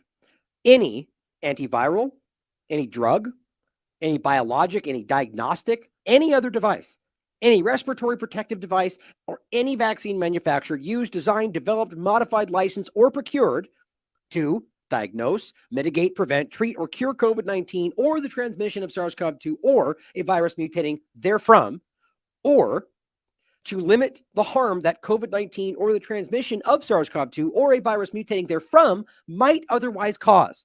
Guys, that's literally everything, or you could make that argument. A product manufactured, used, designed, developed, modified, licensed, or procured to diagnose, mitigate, prevent, treat, or cure a serious or life-threatening disease or condition caused by a product described in paragraph A, my God, above. C, a product or technology intended to enhance the use or effect of a product described in paragraph A. Think about how abstract that is. Or B, above, or any device used in the administration, or excuse me, I'm paragraph above is what that's saying, or any device used in the administration of any such product, and all components and constituent materials of any such product. I mean, that is the most ridiculously corrupt thing I've ever seen in my life. They have just swept in everything. Everything. Because right there, you could tie that to literally anything under the sun, because as he'll say next, they could just say, well, it'll exacerbate COVID-19 or our issues therefrom. But it says, wait, you're not ready for this. Health and Human Services Secretary extended the disease categories under the PrEP Act, which could be 100% of all diseases and medical treatments. Quote, the category of disease, health condition, or threat for which I recommend the administration or use of the covered countermeasures is not only COVID-19 caused by SARS-CoV-2 or a virus mutating therefrom, this is directly quoted from them, but also other diseases, health conditions, or threats that may have been caused by COVID-19, SARS-CoV-2, or a virus mutating therefrom, including a threat of increased burden on the healthcare system due to seasonal influenza infections occurring at the same time as COVID infections, which will lead to an increase in the rate of infectious diseases. You see the point? That is intentionally meant to be anything that they just say that might make our job harder today. It says, in other words, if you go to the hospital due to an auto accident and the hospital uses a respirator that is under the PrEP Act in a manner causing you significant harm, which we know is happening, especially under COVID-19, the hospital can claim a PrEP Act immunity because they were under an increased burden due to attend to all the other patients in the hospital for COVID-19, even though you did not go to the hospital for COVID-19. My God. The PrEP Act is the most unconstitutional piece of legislation ever to come out of Congress. Don't believe me, he says? Congress wrote into the PrEP Act that the judicial branch of government cannot issue a writ of mandamus, which essentially is saying the higher court can hand down direction to a lower court. They said they wrote into the PrEP Act that the judicial branch of government can't do that. Supreme Court can't do that. That's what they're claiming. Nor review the legality of the HHS secretary's actions. In other words, the legislative branch provided one person with godlike authority that they said that no person in America can touch, including the president or the Supreme Court. Let that sink in. An authority overriding the U.S. Constitution, state sovereignty, and our due process rights. If it stands, clearly it's been going this way, but hopefully if there's anybody honest anywhere, this should have been talked about right in the beginning. No person can require, he says, any other person to participate in a covered countermeasure under the PrEP Act immunity, and he intends to get that ruling from courts around the nation.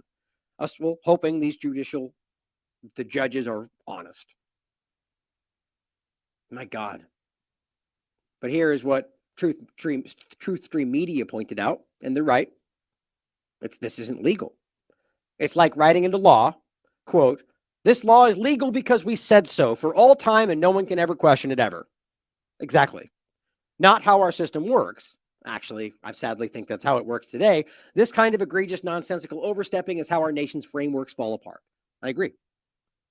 But understand, that is really how ridiculous this is. If you're going to write into law using the PrEP Act, that's the law, that's legislation, that the higher courts can't change what you did, only you can make this decision and nobody can take it away from you. You just basically created a new form of government under the guise of pandemics.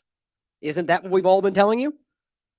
Now, just wait until this overlaps with the WHO and the pandemic treaties and the amendments and all of that, and suddenly you've got a powerful entity here who decides that we have to do what they say, and now you get to decide what happens through the pandemic. What happens then? It scares me. Now here, by the way, in case you forgot, was the very first action through this during the pandemic, the illusion they're in. Do you remember who did that? Donald Trump. Declaration under the Public Readiness and Emergency Preparedness Act for medical countermeasures. March 17, 2020. The Secretary is issuing this declaration pursuant to Section 319 of the Public Health Service Act to provide liability immunity for activities related to medical countermeasures. Thank you, Donald Trump. I guess he was just confused about that. It must be somebody else's fault. Do you guys give Biden the same pass?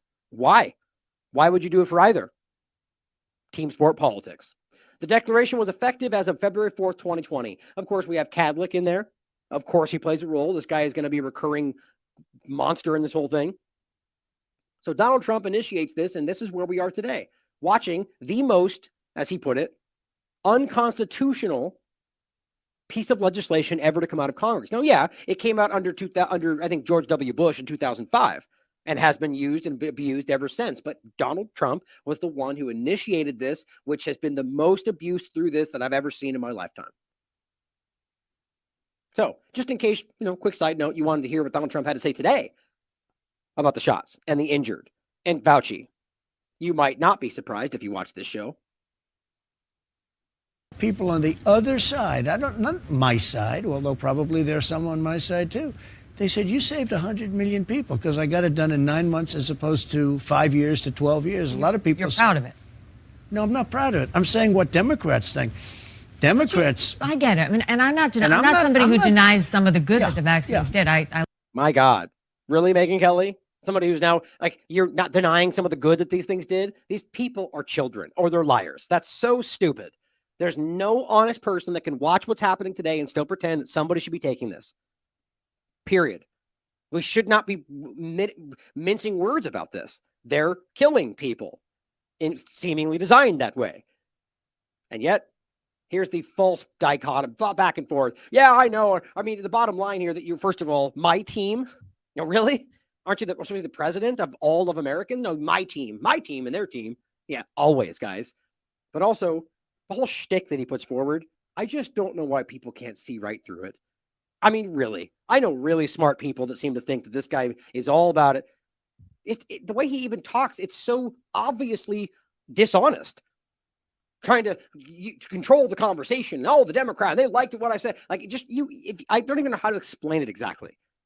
But he's so obviously not the person that people think he is. And I don't think any of these people are. Doesn't mean I'm supporting Biden or RFK, guys, for all those people that are lost into party paradigm. They're all liars.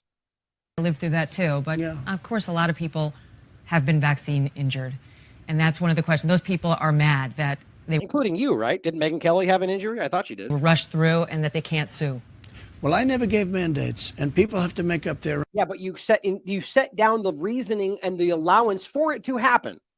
That is a weak sidestep that only people that want to blindly support him should take or would take. The reality was that everything you did was why it happened. The Defense Production Act, the state of emergency to begin with, came from Trump's administration. We just showed you the PrEP Act, which is what's allowing it to continue now. All of that started with Trump. It doesn't matter whether you think he was blinded or not.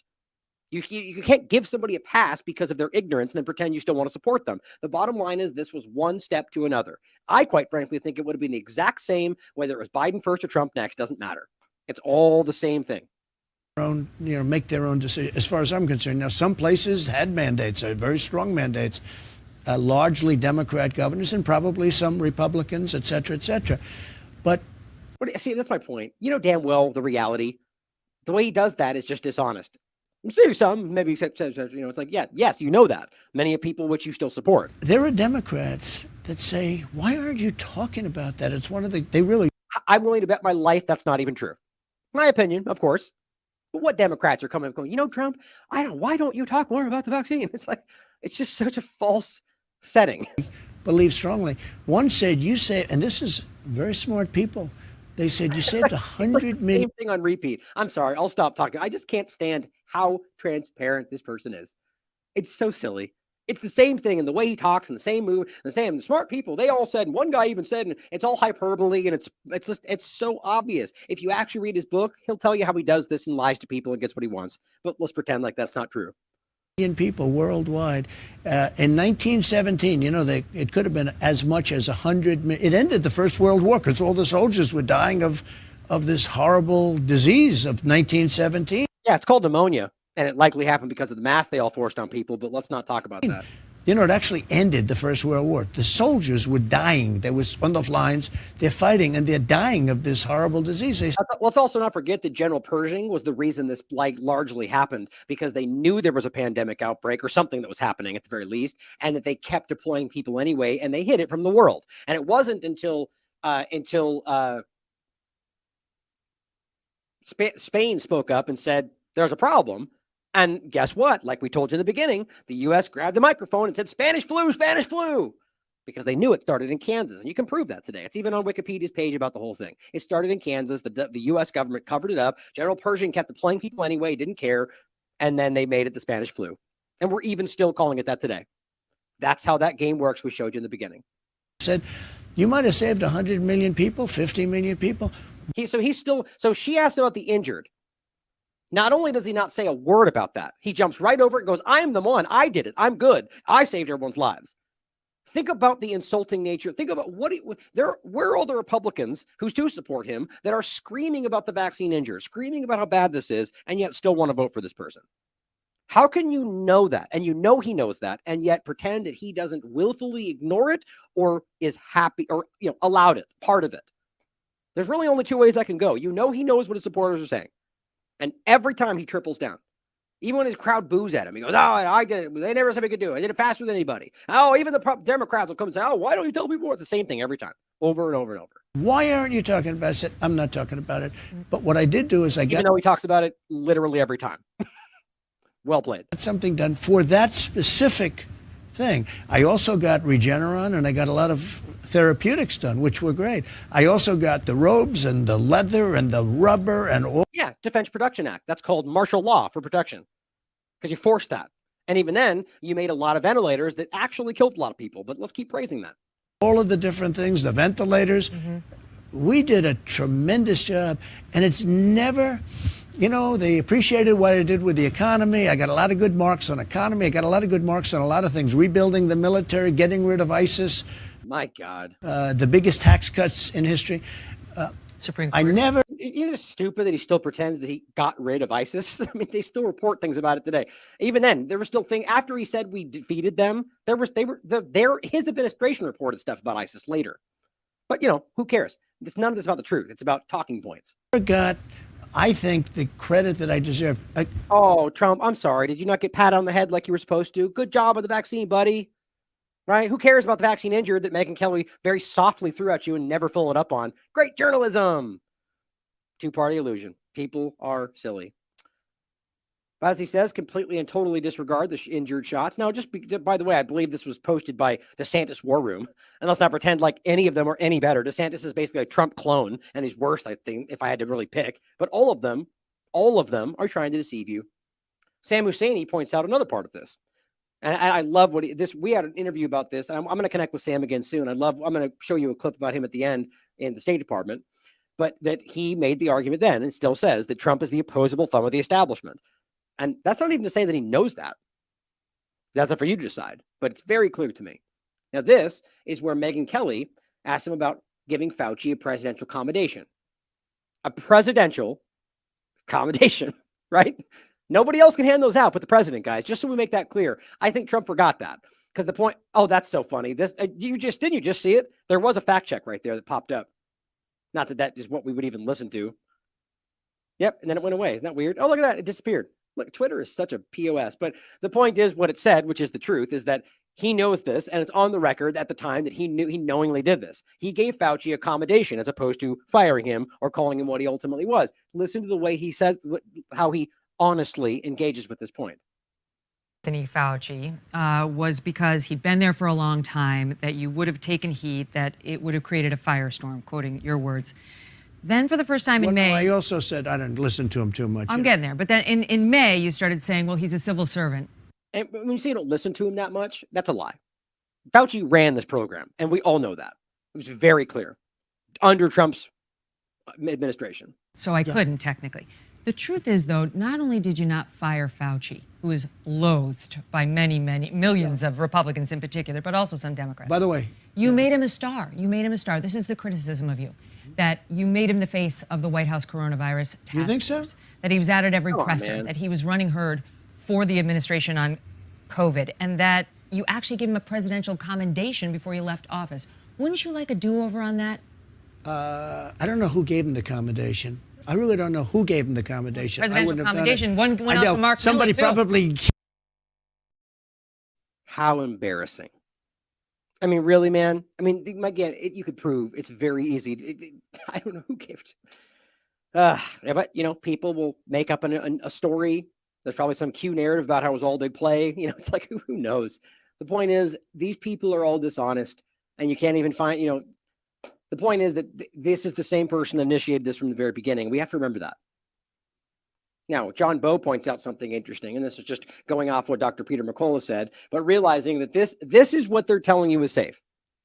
And remember, my point in the beginning was that what we know is that this has been inferred from things that even before this were barely tested, and even then we knew were dangerous.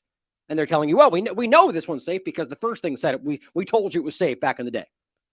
As he's saying, Pfizer XBB.1.5 monovalent vaccine tested in 20 mice, no control group, no humans. Emergency authorized, granted with emergency for human data in regard to for 11 down. Now, it says at this point, Peter McCullough says the American public and scientific community is flabbergasted at the complete regulatory malfeasance committed by the U.S. FDA and their group that confirms these things. I forget how that's the VRBPAC. I forget the full acronym, and the CDC panelists. As September 12th, 2023, the prior bivalent has been retired. But see, that's not even accurate. They're going to still sell it according to Walgreens, but it's going to come from private companies. And the new XBB.1.5 monovalent vaccines have been emergency use authorized only for 11 under. From the Pfizer core slides released today, there was a single experiment with 10 mice assigned to the prior bivalent and 10 assigned to the XBB.1.5. God. And they were injected twice, 21 days apart. The new booster was authorized. Now, realize, guys, this is what they do every time. Even with that minimal information. You think they tested against a placebo? You'd be wrong. They use the bivalent shot because they tell you, well, we know that one's safe, so we compare it to a safe thing for the new one. It's not safe, though. If it's safe and effective, why'd they pull it off the shelf and yank it within a day and leave you with nothing until the new one comes out? Actually, I think I didn't even show it's over here. Here, the bivalent shot is right there. This is the one they're talking about, the new booster, and it's a net harm, according to the British Medical Journal. I'll come back to it. If you're testing something versus the older injection that is still being questioned by people, you are playing people, and you know that. And even if you think it's safe, you are the one admitting that it causes myocarditis, or it can. So at the very least, you are using something that will downplay what does happen with the one they're trying to make it look less dangerous. It's a simple game, guys. It says the pseudoviral antibody responses were greater for the new vaccine against the outgoing XBB.1.5 and the incoming EG5 strain, but no information was given about this new one, blah, blah, blah. I don't even know if I trust any of the things they're saying anymore. I don't know why anybody would. He's just telling you what they're telling you outwardly from their minimal, very momentary study. Unbelievable. Now, here is what Mandy Cohen said as of, I think this was yesterday. She lies to you. Point blank lies to you. I thought I had that in there, actually. I commented on it. Here's what she says.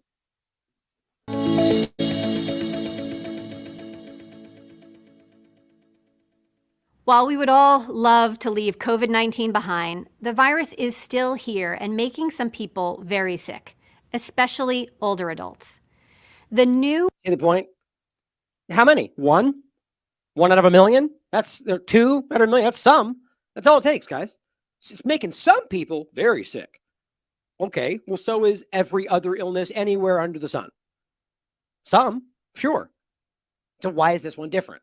Because it's the one they're choosing to hype and focus on, right? I'm going to prove to you in a minute that what they're telling you are the dangerous things, like in the kids' conversation, it's less dangerous than the flu. But they're deciding to make it a hyper focus because they want the kids to get these shots. Updated COVID-19 vaccine is the most effective way to give your body the ability to keep the COVID virus from causing you harm. Nope. And they know that's not true. Natural immunity is exponentially better, even according to their data. But you see, what they say is the risk of getting it is so severe that we don't want to, the argument that you should get sick to get the immunity is not fair.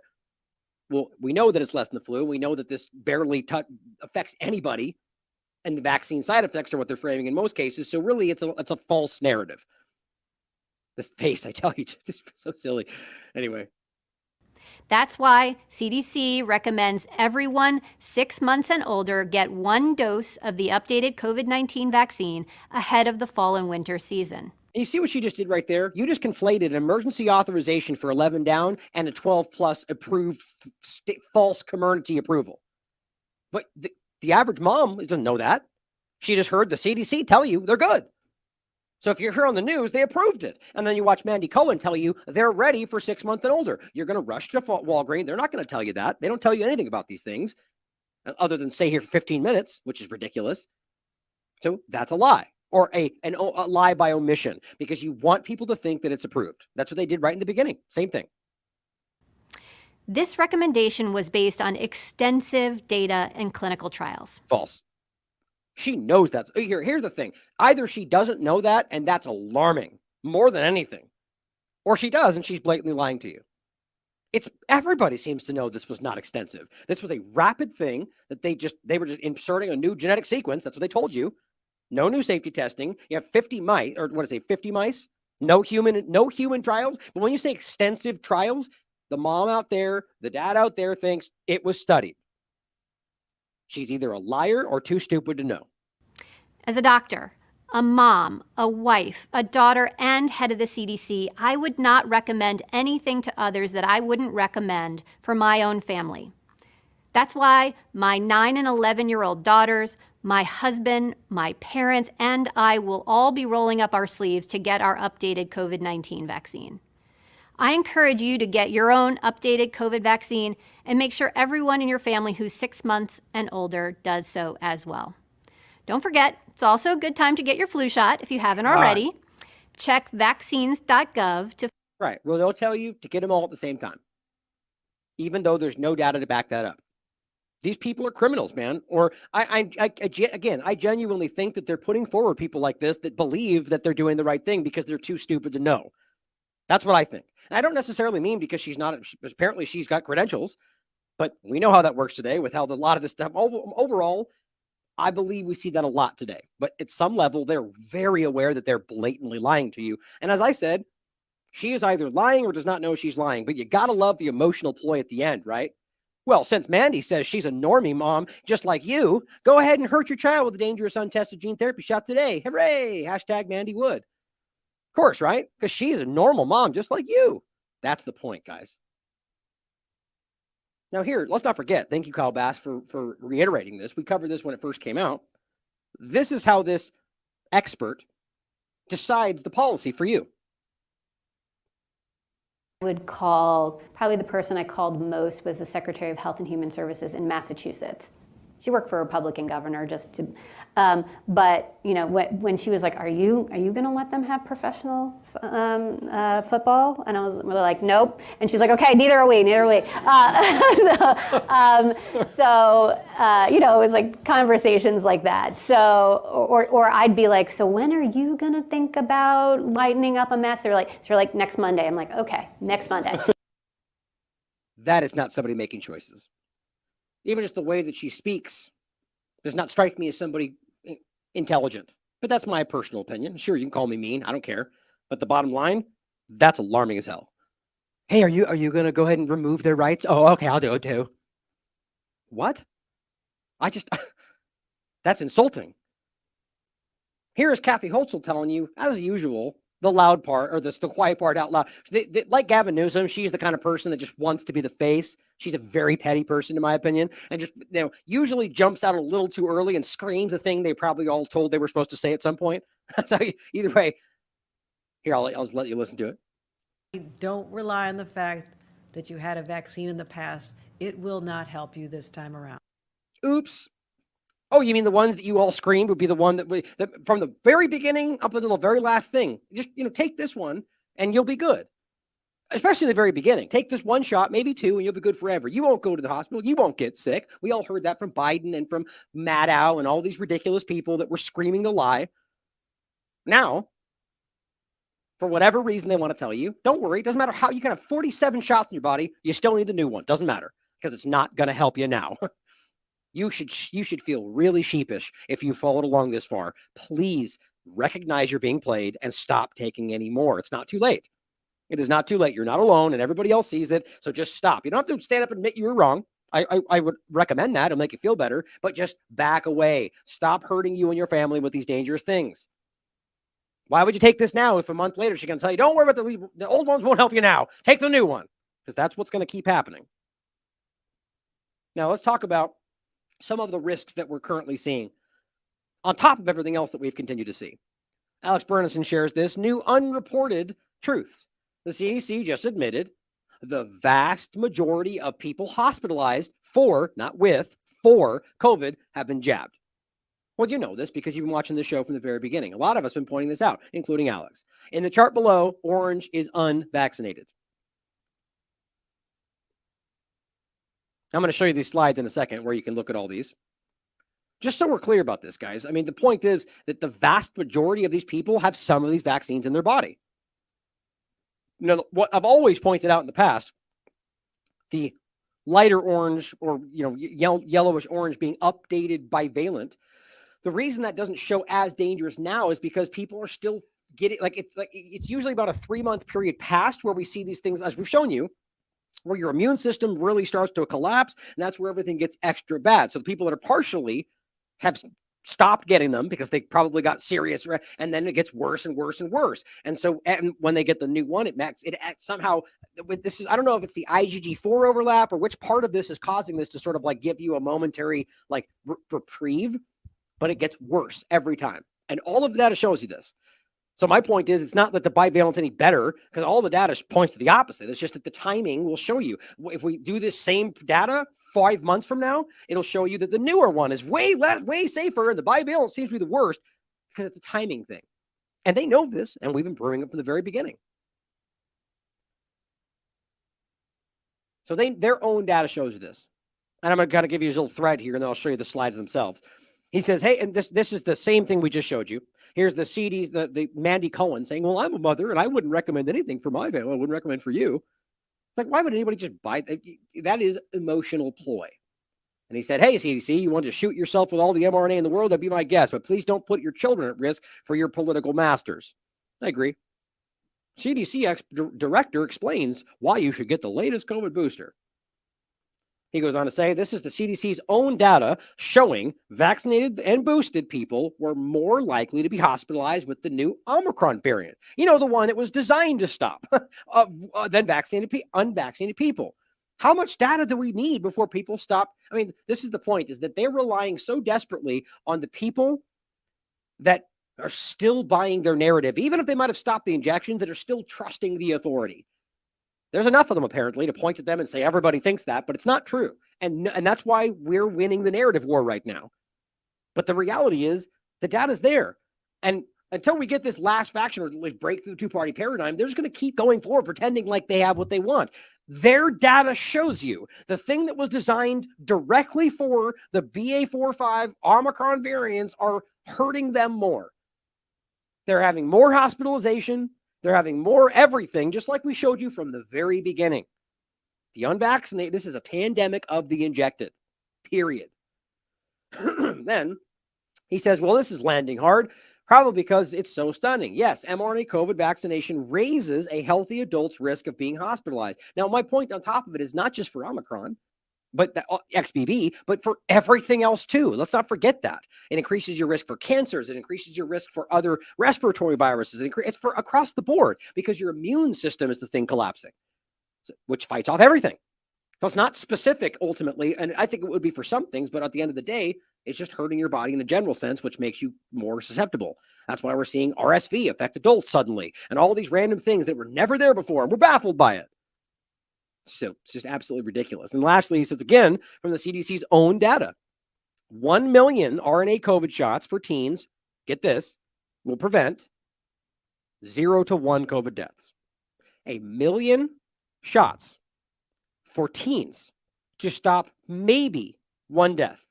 And their own data shows that that will go on to cause up to 200,000 severe side effects. That's the reality. You could check it for yourself. This one was, I think it was 60. I wrote it down. 65. So here's the one showing you the overall issues, essentially. And then this one is per million doses over 6 months. It's right there, as clear as possible. I just don't understand how that makes sense to anybody. Even if you want to pretend that it's stopping 100 hospitalizations, like if we, and again, this goes right to the main point about this. This is the same thing we're talking about, because you realize they're not doing this on the XBB dose. They're talking about the bivalent shot. And what they're showing you is that it takes 1 million doses to stop 1 death. And then that data looked at by the BMJ is showing you that it causes a hell of a lot more than that. To prevent 1 hospitalization, it says up to 42,000 young adults taking 3 shots each. That is expected to cause 18.5 serious adverse events. Death, hospitalization, serious disability. 18.5 to maybe stop 1 hospitalization, to maybe stop 1 death. Speechless almost. I mean, that's just unbelievable. And then on top of that, let's again reiterate the fact that that's not just now, by the way. Right? That's the current shot. You can go all the way back to the very beginning. And that's what we keep showing you. This is Peter Doshi, actually, British Medical Journal senior editor, and many other experts broke down the phase 3 data from Pfizer in the very beginning and Moderna. And guess what? As you all have seen 100 times, the Pfizer trial exhibited 36% higher risk of death, hospitalization, or disability in the vaccine group compared to not taking it. The Moderna trial exhibited a 6% higher risk than not taking it. How is that safe and effective? If you're at more risk than not taking it, because they're going to go, oh, but COVID's so dangerous. But that's also not true, as we know. Less than the flu. At a global level, pre-vaccination could have been as low as 0.03 for under 59, 0.07 under 69. That's 94% of the population. That's pre-vaccination, which now they're telling you it's less, not as dangerous. And the data shows you that too. We were lied to. It's from the very beginning all the way to now. They all know that something very, very, very dark is happening. And also, let's not forget. Oh, and like these are all the slides if you want to go through it for everything he was referencing. It's the CDC's own PowerPoint presentation. Retsev Levy also points out, as we've shown you before. Oh, wait, I did this last time too. Anyway, let's see. This one maybe? Yeah, this is the one. I just like to show you his tweet because that's where I first saw it. And that he's an MIT expert. So he's not someone to dismiss. And he's telling you the study that we go over in this discussion right here. Study finds mRNA platform itself is driving myocarditis. He's saying that this is showing you that the platform itself might be the very problem. So all that's to say that ultimately, whether or not they change this, it's still the overall delivery system of lipid nanoparticles mRNA that are causing people to get very sick and possibly die. Now, after all of that, and again, you guys know I could go on for the next 45 hours, all the things that we've seen with just peer-reviewed science that show you this stuff is super dangerous from the very beginning, in fact.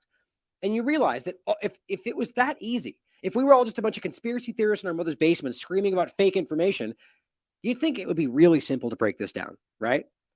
But let me show you the best they can do right now. So you realize we're showing you peer-reviewed science that says this thing's hurting people. And instead of saying they're making that up, it's completely fake. Here's all the evidence that shows it's completely safe and effective. They're not doing that. Here's what they actually keep doing. This is the best they can do, using complete theories about things that could be, who knows, but that were never verified, never proven, and no real big, no researcher that was being objective and genuinely trying to break down the truth is still saying that they're causing you to be magnetic or there's microchips in the ejaculate. No, anybody honest is saying certainly possible. I wouldn't put it past them, but at the same time saying, well, we can't prove that. But yet what they do, and they try to make people like what we're doing look ridiculous, is they lean into that. They lean into that one Facebook post with 6 shares. They say, oh, this is what they all think. And realize that is desperation. That's the best they can do. Well, we're saying it's causing death and hospitalization and, just lymphocytopenia and all the different things, thrombocytopenia and all the different things we're proving with peer-reviewed science. This is what they're telling you. We're all saying. COVID vaccine injects you with a microchip that connects to 5G. It's something you might have heard from that friend of yours who does their own research. Well, according to real research, sadly, at this stage, the thing COVID vaccines actually do is potentially save your life. I know, boring. Secondly, even if it were true, as far as side effects go, you could do a lot worse than faster internet. Incidentally, if you're trying to scare people from getting vaccinated, the side effect you make up should be awful, not freaking amazing. Truth is, the chances of turning into a one-person 5G tower from getting a vaccine are 0. Except for the fact that they've done numerous studies on exactly how to accomplish that. And there's research they've been doing with all the people that literally in part co-founded Moderna to actually make that happen. But it's completely baseless and fake. The point is that nobody is arguing who is honest. They can prove that right now, unless they see something that I don't. But the idea is something that they have actually tried to make happen in studies, in longer term research. Is that what's in the COVID vaccine? I'm not going to say that. But my point is, this is the best they can do. Are we going to pretend that this whole thing about the 5G overlap is a deliberate sidestep? Because yes, there's an overlap, and there's obviously an overlap with the side effects that we've shown you. Not to say that I've ever proven that there's a connection, but there's been peer-reviewed studies that broke down how the side effects of COVID-19 are weirdly almost identical to 5G poisoning. I've showed you the peer-reviewed study. Again, I'm not going to say that means that there's an obvious connection. That's something that we should honestly consider. But to come out and make fun of it like this, to dismiss it like you're just a complete ridiculous person, is desperation. Why wouldn't they make a video making fun of myocarditis? Why wouldn't they make a video making fun of how your immune system's collapsing? Isn't that what we're actually saying? Because they know they can't make fun of that. This is the best they can do. The chances of getting a post-vaccine chuppa-chup, however, extremely high. Right, 5G expert Mike Wood? Right, Mark. Only these towers will connect you to 5G. Except for the fact that they've already rolled out ones that are on the corners that we just showed you that are not even noticeable. But yeah, show that big, gigantic old tower that you want people to think that they still are. Even the 5G chief investigator, I guess, got that wrong. Well done, sir. He certainly likes a chuppa-chup. But look, this conspiracy theory is like an all-you-can-eat buffet. It's hard to know where to start, but let's try starting with this. The vaccine obviously does not contain a microchip. The vaccine is like a bathroom visit during gastro. Pure liquid. Oh, is it now? This guy doesn't know what he's talking about. See, this is just the narrative that they want you to understand. Well, yeah, just because it's liquid doesn't mean that it's not full of nanotechnology, which it literally is. And I don't mean bots necessarily. I mean lipid nanoparticles, mRNA gene therapy instructions. These things are not just some benign liquid. But this is the kind of thing that they're doing. This is for the people that need to laugh at you to make them feel like they made the right choice. That's what all this is. And again, I keep saying it. It's desperate. This is not a way to win over anybody other than the people that you might already be losing that were already on your side. Also, your body cannot power a microchip. Trust me, I've tried. Except that is provably false, and I've shown you that 50,000 times. That there are literally mu chips that can run on your body's own energy. But, because that sounds crazy to people that don't know that science that's been around since the year 2000, that will just pretend it's fake because that will help them laugh at you. While we're at it, getting vaccinated will not make you magnetic. I mean, some people may find you more attractive. Which, by the way, is literally false because they have studies where they're actually using magnogenetics. You see, these people are ridiculous. But see, the point is they want you to go fake and prove it because then they'll act like you're a conspiracy theorist. But it's not important right now. The bottom line is we've already gone over all this research. Peer-reviewed science has been done for a decade that has been using that exact type of technology to accomplish some kind of end, using light, using magnogenetics,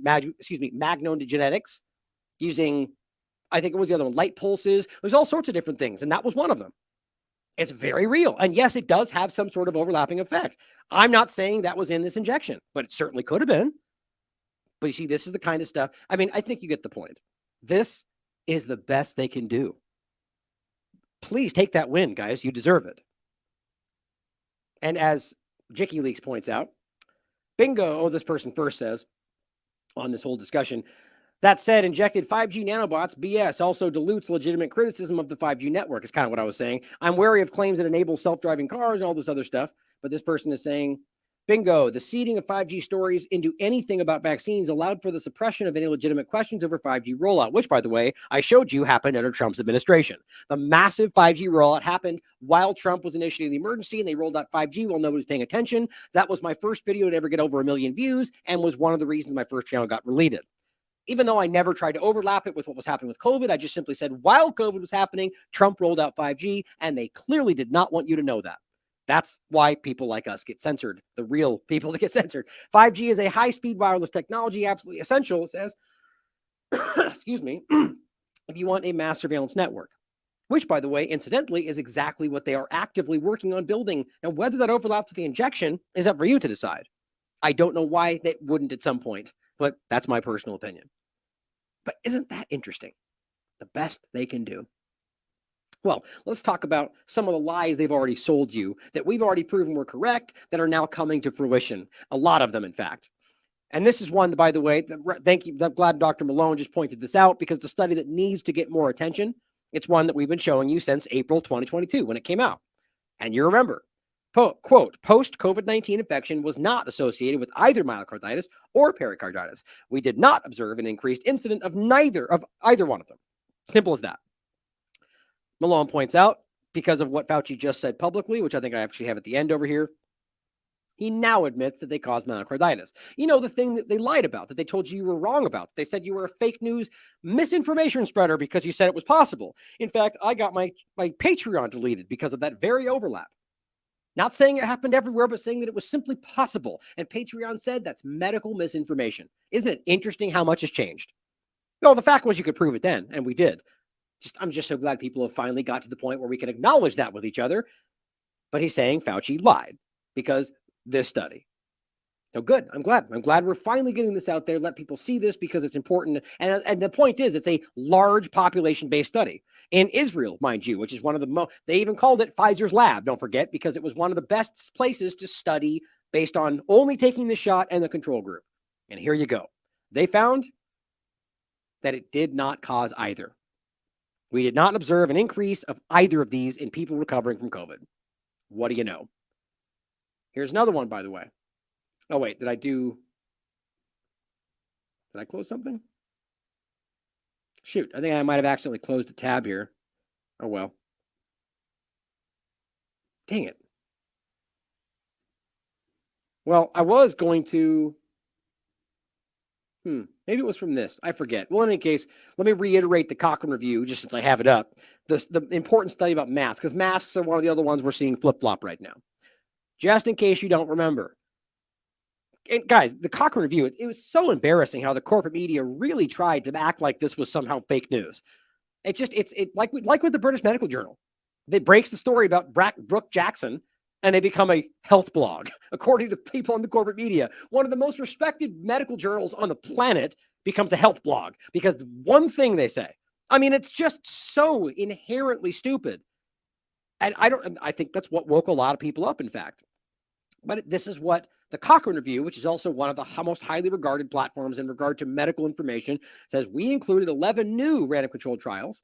That brings the total number of 78 random controlled trials. But let's make sure we listen to that Fauci study that's an observational one that he says he likes, right? Because that's what he's actually saying.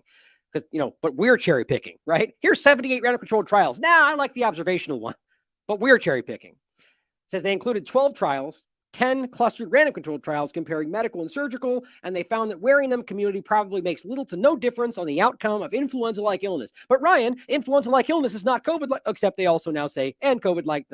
My point is always that I remember the beginning when I was saying ILI, influenza-like illness, and the people were like, you're not a scientist. That didn't say COVID, so you're wrong. No, and the point was the same. They used influenza-like illness as a general respiratory discussion, and now COVID is included in that, and they even put and COVID-like illness, because that's always been included. And the point was they make little to no difference compared to not wearing masks at all. And wearing masks in the community probably, and another study with basically the same findings, made little to no difference when laboratory confirmed SARS-CoV-2. Harms were rarely measured and poorly reported. Big surprise. The pooled trials comparing N95s to surgical masks found the same. We're very uncertain on the effects of these respirators compared with surgical masks and the outcome of clinical illness. The use of these respirators compared with medical surgical masks probably makes little or no difference for the object. The point is the same, just like we have been telling you since 2020.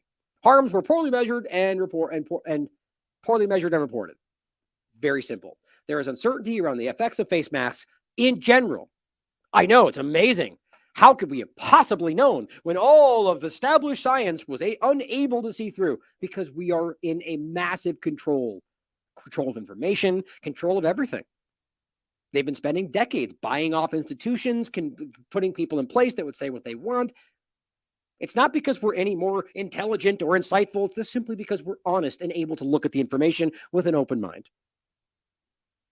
Now, here is what he was saying in the beginning. There's two of these. Remember, there's the one where the guy talks about, he goes, no, you shouldn't do that. And you should. Well, here's another one saying the same thing. So it's amazing that he was reasonably consistent about not wearing masks until suddenly they decided to lie to you and they all went forward saying masks are the only thing you should ever wear forever for the rest of your life. Prevent getting an infectious disease and having to have you as my doctor is what? Wearing a mask. No. You do that. If I can see they're ready to sneeze or cough, walk away. You avoid all the paranoid aspects and do something positive. A, good diet. B, you don't smoke, I know. I know you don't drink, at least not very much, so that's pretty good. Get some exercise. I know that you don't get as much exercise as you should. That's correct. Get good sleep. I think the normal, low-tech, healthy things are the best thing that you can do, David, is stay healthy. Right. So a mask in 2019 was paranoid to Fauci.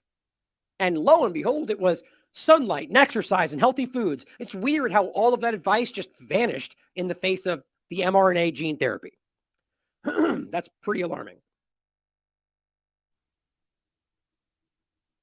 Kevin Bass points this out, as well as the next one from Dr. Eli David, where we step into the current times, where you already saw this, but just very quickly, where he's confronted with the fact that he's being, the Cochrane Review says, you're wrong, Fauci, that there's just no evidence they stopped masks at all.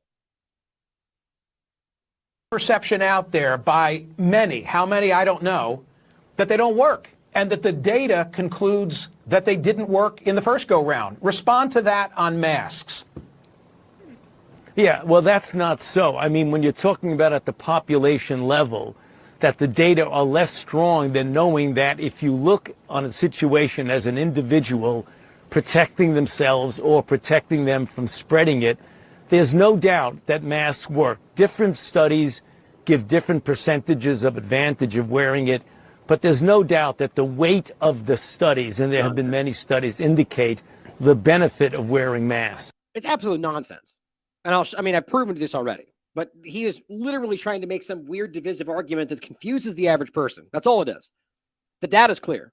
I mean, you don't need just the Cochrane review, and nobody should rely on just one massive study. But if you needed one to be something, I mean, that's one of the most sound, high-level studies, peer-reviewed, random-controlled trials, combination meta-analysis of 78 random-controlled trials. But apparently that's not enough for Fauci. He likes to point to the observational ones that say what he likes. Again, but we're cherry-picking. That's what's actually happening. And the idea of the personal versus the, I mean, every doctor I've talked to said that's absolute nonsense. I'm not even talking about people that are, some of these people are still on the fence about the injections, and they'll tell you that he's lying about that. I'm going to refer to one of them. You've heard about it before. I heard about it from a number of radio callers.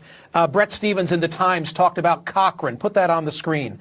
The most rigorous and comprehensive analysis of scientific studies conducted on the efficacy of masks for reducing the spread of respiratory illness, including COVID-19, was published last month. Its conclusions, said Tom Jefferson, the Oxford epidemiologist who is the lead author, were unambiguous. There is just no evidence that masks, make any difference. He told the journalist Mayan Damasi, full stop.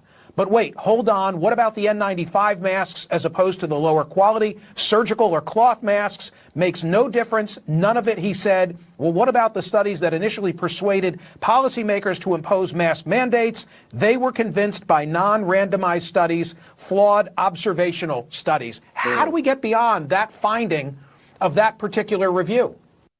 He is not happy about that. He's not. I don't. Fauci's not used to getting this kind of pushback. Yeah, but there are other studies, Michael. That wow. Yeah, we already played this. We don't need to go over it all. Oh, there's other studies though, right? So such a complete shutdown from one of the leading groups in scientific publications, who combined 78 random controlled trials and literally says so strongly that they made no difference, and anybody saying otherwise is relying on false information. I mean, my God. And of course, as he laughs about Fauci, masks are effective at the individual level, but not at the population level. He says, how did this clown ever finish medical school? And then, again, the follow-up, where he then goes on to try to say that what they're saying is misleading, and the Cochrane review basically calls him out even further. Now, I don't want to go over this in depth. We already did this in a previous episode. I actually have this here for you to watch if you want to watch over this clip that Brock made about this overall point. But what he says here is important. So Fauci's here doubling down, saying that the analysis from Cochrane was misleading. And he says, it's odd that Fauci says the Cochrane review is misleading because it included studies showing masks didn't work against the flu, when experts and the media reportedly told us that the flu disappeared during COVID because of masking. What a great point. This is what it looks like to lie about everything. And then, of course, I've said this many times over this illusion. If you lie about everything, at some point, you're going to contradict a previous lie because you're stepping in that direction. So here, he's trying to argue that, no, because of the mask overlap. But the point is that they just told you that the reason flu went away was because of the mask. It contradicts the whole point. But on top of that, this is what I was just saying before. The overlap of influenza-like illness and pretending like it doesn't apply because it doesn't say the word COVID is meant to be deceptive. And if we're currently using the overlap of ILI and COVID-like illness, then obviously before ILI meant that too. A respiratory overlap. Even if you don't believe any of that, the fact is the body of evidence is shockingly clear. And this guy just keeps lying about it. Now, Jimmy Dore posted one I hadn't seen. This is from cityjournal.org, the article about it. But it says, a new study suggests that the excess carbon dioxide breathed in by mask wearers can have major health consequences. Oh my God, breaking news. Where have we heard this before? This is one of the earliest things that we were screaming about. It was one of the most obvious issues, and it was one of the first things that was laughed aside by all of the new talking head news experts who said, look at this weird thing about the, people doing their vaping and out the side of the mask. Oh, that doesn't make any sense. And they dismissed it all. Because why? Well, the CDC said you should wear cloth masks. So they didn't even care what you said. They just go, that's fake because CDC said so. Ask Karine. KJP will tell you all day long because the CDC said so. The point is, guys, the science is very clear before COVID-19. And even most of the peer-reviewed studies during COVID-19 found obviously the most common sense thing you could imagine. Yeah, it dramatically increased your carbon dioxide. Of course, we're talking hypercapnia, hypoxia, right? Both are overlapping. One is too much carbon dioxide in your blood. The other one's a lack of oxygen. And the point is, these are all being proven by peer-reviewed science long before COVID if you wear these things too long.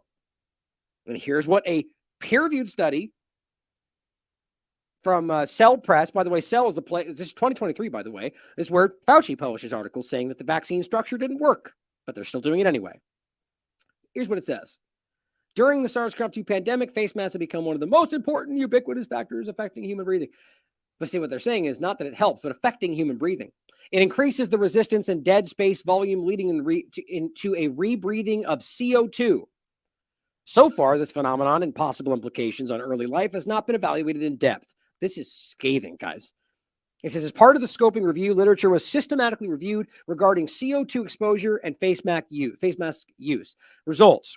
Fresh air has around 0.04% CO2, while wearing masks more than 5 minutes bears a possible chronic exposure to carbon dioxide of 1.41% to 3.2% of the inhaled air. Now, the argument would be that wearing this for surgery for an hour might be more important to stop blood and spit from flying into the open wound, which is all it's ever been necessary for based on everything pre-COVID. And they might argue that it's my job to take that risk because this is important for them, not for you. So that's why that might make sense. But the point is, when they started being told to wear these things their entire shift all throughout the time at the hospital, that was never happening before this. And any honest doctor was telling you that. What the study is finding is that wearing it for 5 minutes can increase a chronic exposure level of carbon dioxide. Now I ask you why that child was dropped dead while running a mile in China. Or a number of other examples of children passing out, or people passing out on TV wearing these masks, or that woman that was screaming up mask mandates at the school and almost passed out while doing it. It says, although the buildup is usually within the short-term exposure limits, long-term exceedances and consequences must be considered due to experimental data.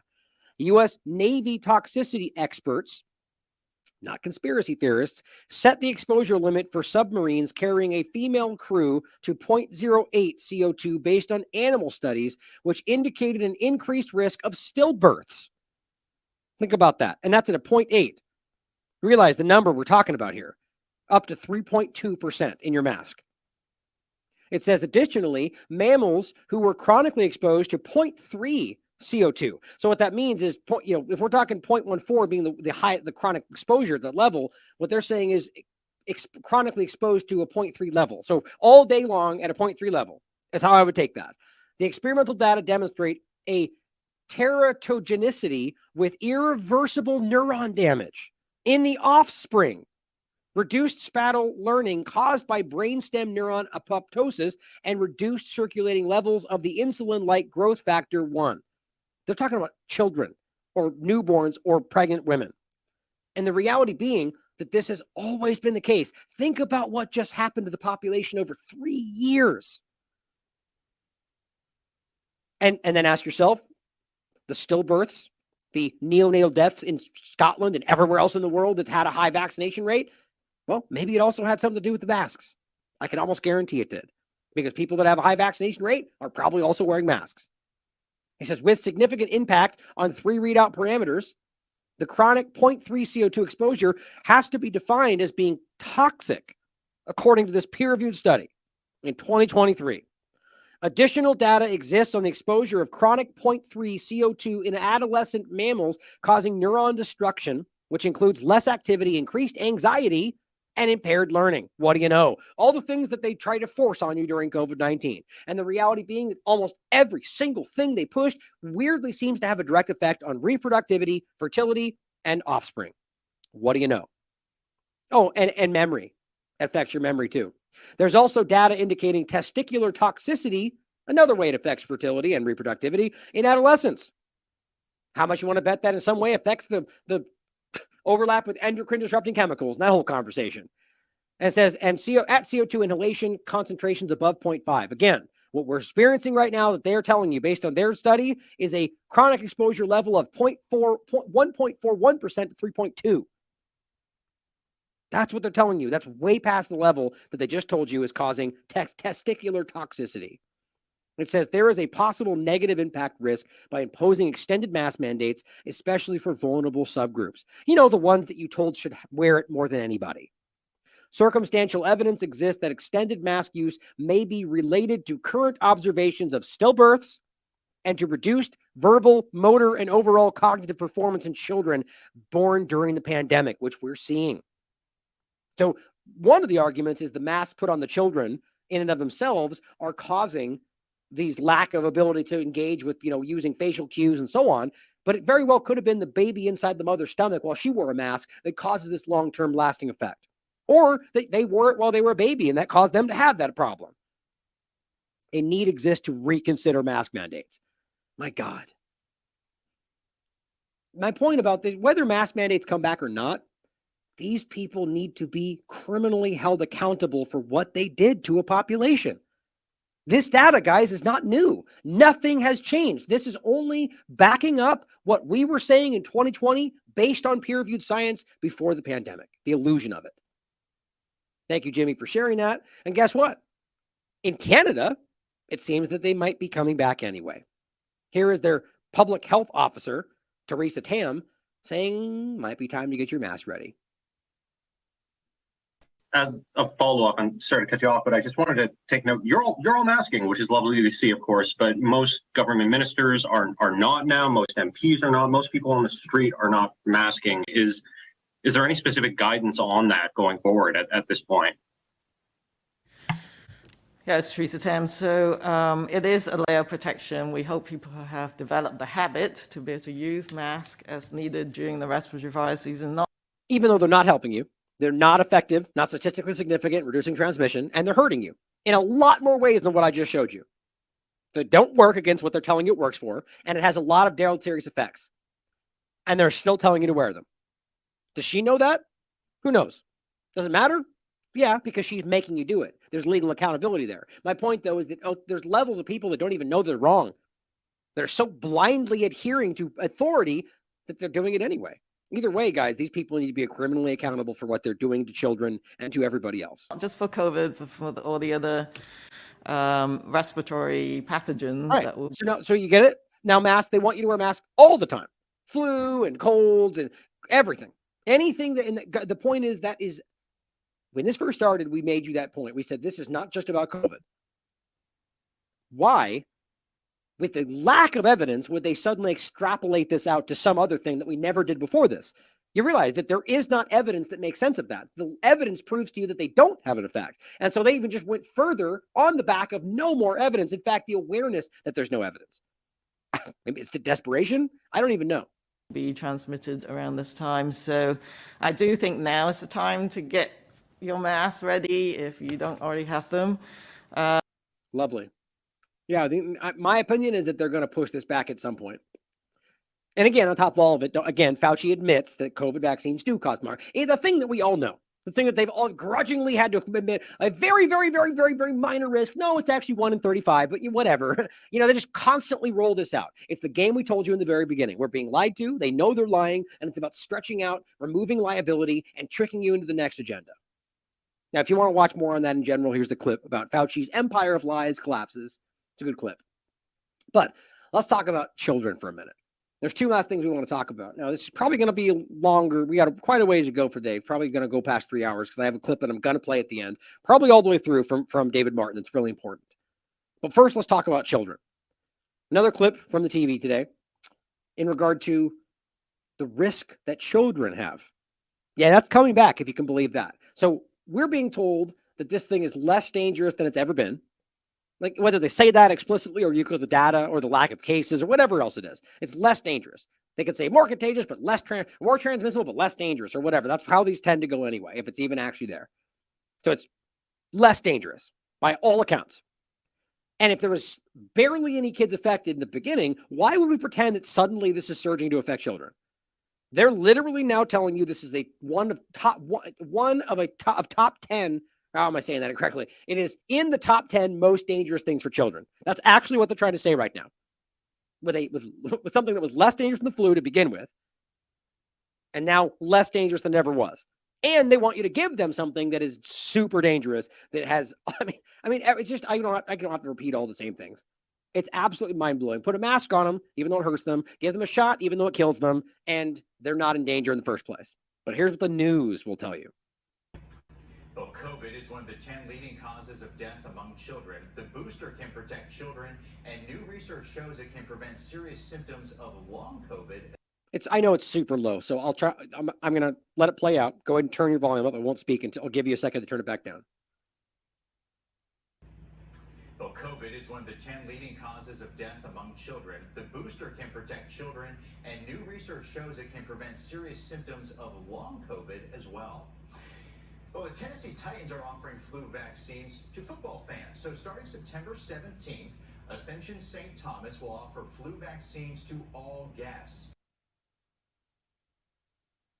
All right, I'm coming back, so turn your volume down. So the main points here. First of all, take notice of the football. Just like you said in the beginning. It's a different way to use them, but you're using these sports games and these different people to trick people into wanting to do it. Well, if they're giving away at the game, it must be okay. Remember in the beginning, you said, well, we're going to pretend that they got it first because, well, they're going to make people think they should get it. They're still trying to play you right now.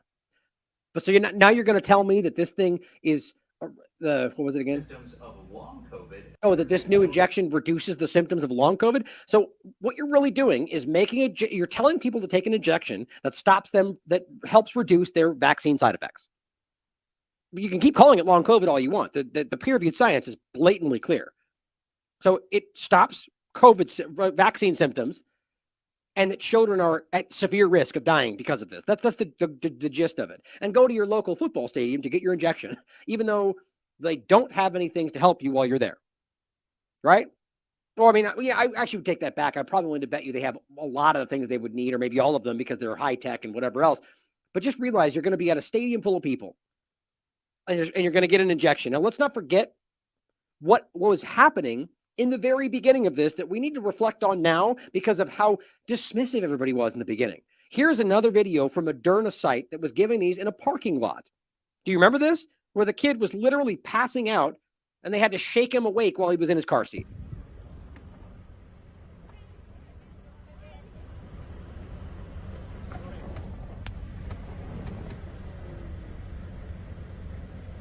Then they proceed to try to roll a seat back, which you never do when someone passes out, right? Because they could vomit and choke on it. But yeah, but get him out of the view so nobody else sees that he's about to die. So I'm not taking that shit.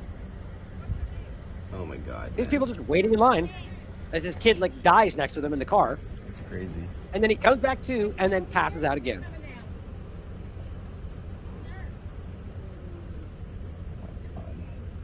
My God. Right. That's where we are. That's starting all over again. Unbelievable. So reduces long COVID symptoms, right? Well, let's talk about children for a second. 1 in 10. That's one of the top 10 issues for children.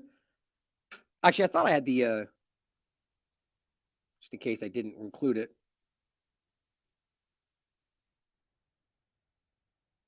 Where is it? There it is. Just in case you guys want the studies. To be clear, again, I'm not suggesting that all of what they call long COVID is only psychosomatic. I quite frankly think it's predominantly vaccine side effects, but that there is some overlap to people that are just psychosomatic about it. Like they're so paranoid about all this, they get a common cold or they just whatever else. And that's what these two studies find. Another peer-reviewed study. Either way, the point is the peer-reviewed science does not tell you that it has anything to do with COVID. It says another study finds that long COVID is largely psychosomatic. The newest study finds that long COVID is associated with factors other than SARS-CoV-2 infection, including psychological factors. And then that's a part of it. And there's both of them are peer-reviewed. You can read them right there. And on top of that, it is that they are just vaccine side effects being recategorized as something else, like SIDS and SADS and MISC and all these different things that are just catch-alls, literally for things that you can look up, and that catch-all means we don't know what it is.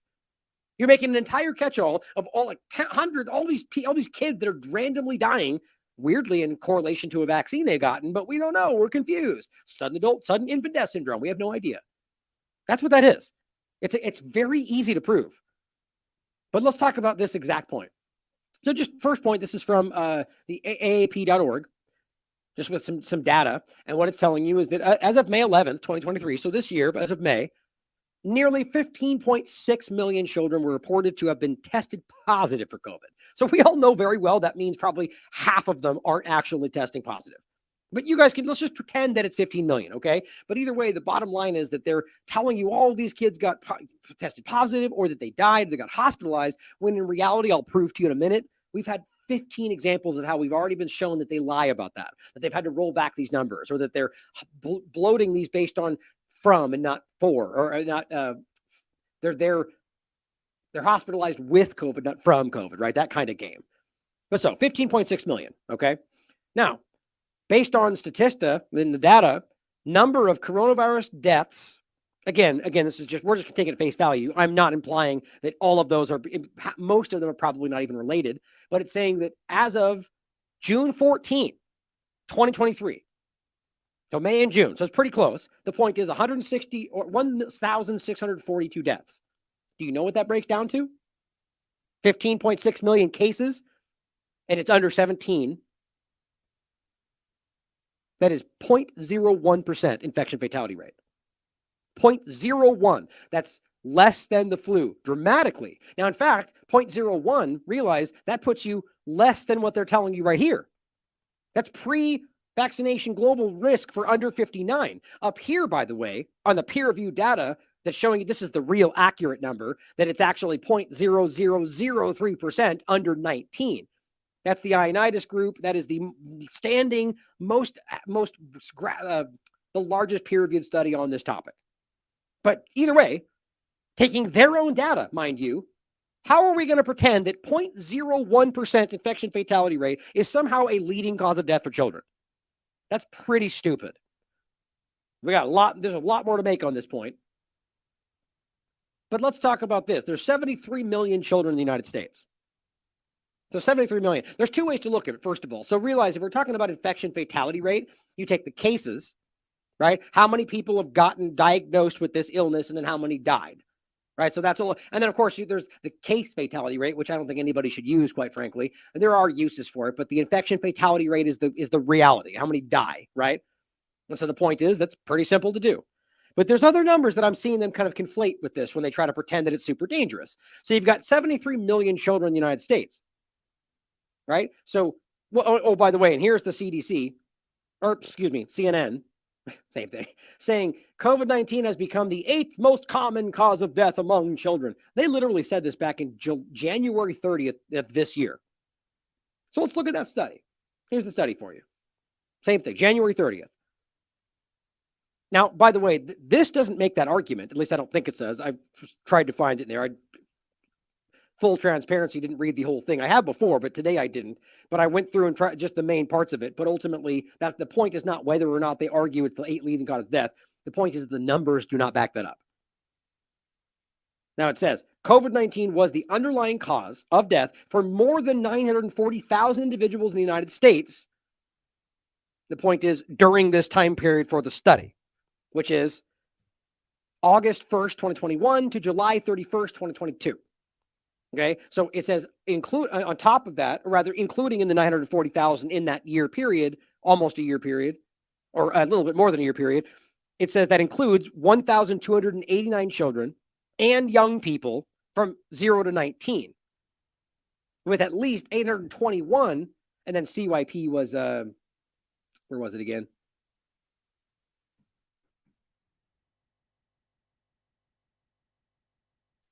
Where was it? Come on, dang it. Where it is. Young people, children and young people. I just want to make sure I had it exact. So children and young people. So what it's saying is 821 children and young people deaths occurring within the 1 year period. It says because deaths among U.S. in that category are rare, the morbidity burden of COVID-19 in that category is best understood in the context of all other causes of death. But yes, but see, this is how you kind of manipulate this, right? So according to the study, essentially, if you're using the amount of deaths in total, not the cases, you understand, and then comparing and then dividing into about the children, what you're looking at is sort of a broader number. And I don't know why you would take 1 year period. Why wouldn't in that year period, why wouldn't you compare it to cases and say this is how many kids got this illness and here's how many died? Because that would give you the real impression of how dangerous it actually is, right? Because the deaths here are more than likely, and you can actually prove it in the methods, that are people that were in the hospital that were tested while they were there with a broken leg, let's say, right? And the point is then maybe died from sepsis in the broken leg. And they say COVID-19 because that is what they did. They admitted that. They said if it was a secondary illness, like a pneumonia, well, they're going to say COVID did it because that's not how it used to be. They used to go, what actually caused the death, whether or not there was something that led to that. And down here it says, there were 821 COVID-19 deaths among individuals 0 to 19 during the study period. So I just want to point out that it's very different to compare the total number of deaths and then the children that died within that number, as opposed to the actual risk to the children, if you get my point. So here's what it says right on the UNICEF as of December 2023. Or excuse me, next update, as of March 2023. That doesn't make sense. So it says, among 4.4 million, and this is around the world, 4.4 million COVID deaths. Oh, I forgot to say in general, for my numbers, that even taking this number, though, going back to this, even though I don't think that's the kind of picture that people are saying it is, that still amounts to 0.1%. Right? So you take that number and you divide it by that's 0.1%. That is the flu. So even using that number, which is not an infection fatality rate, that puts it at the risk of a flu. So I still don't understand how you can argue this means the 8th leading cause of death. That's just a game of statistics like we keep telling you they're doing.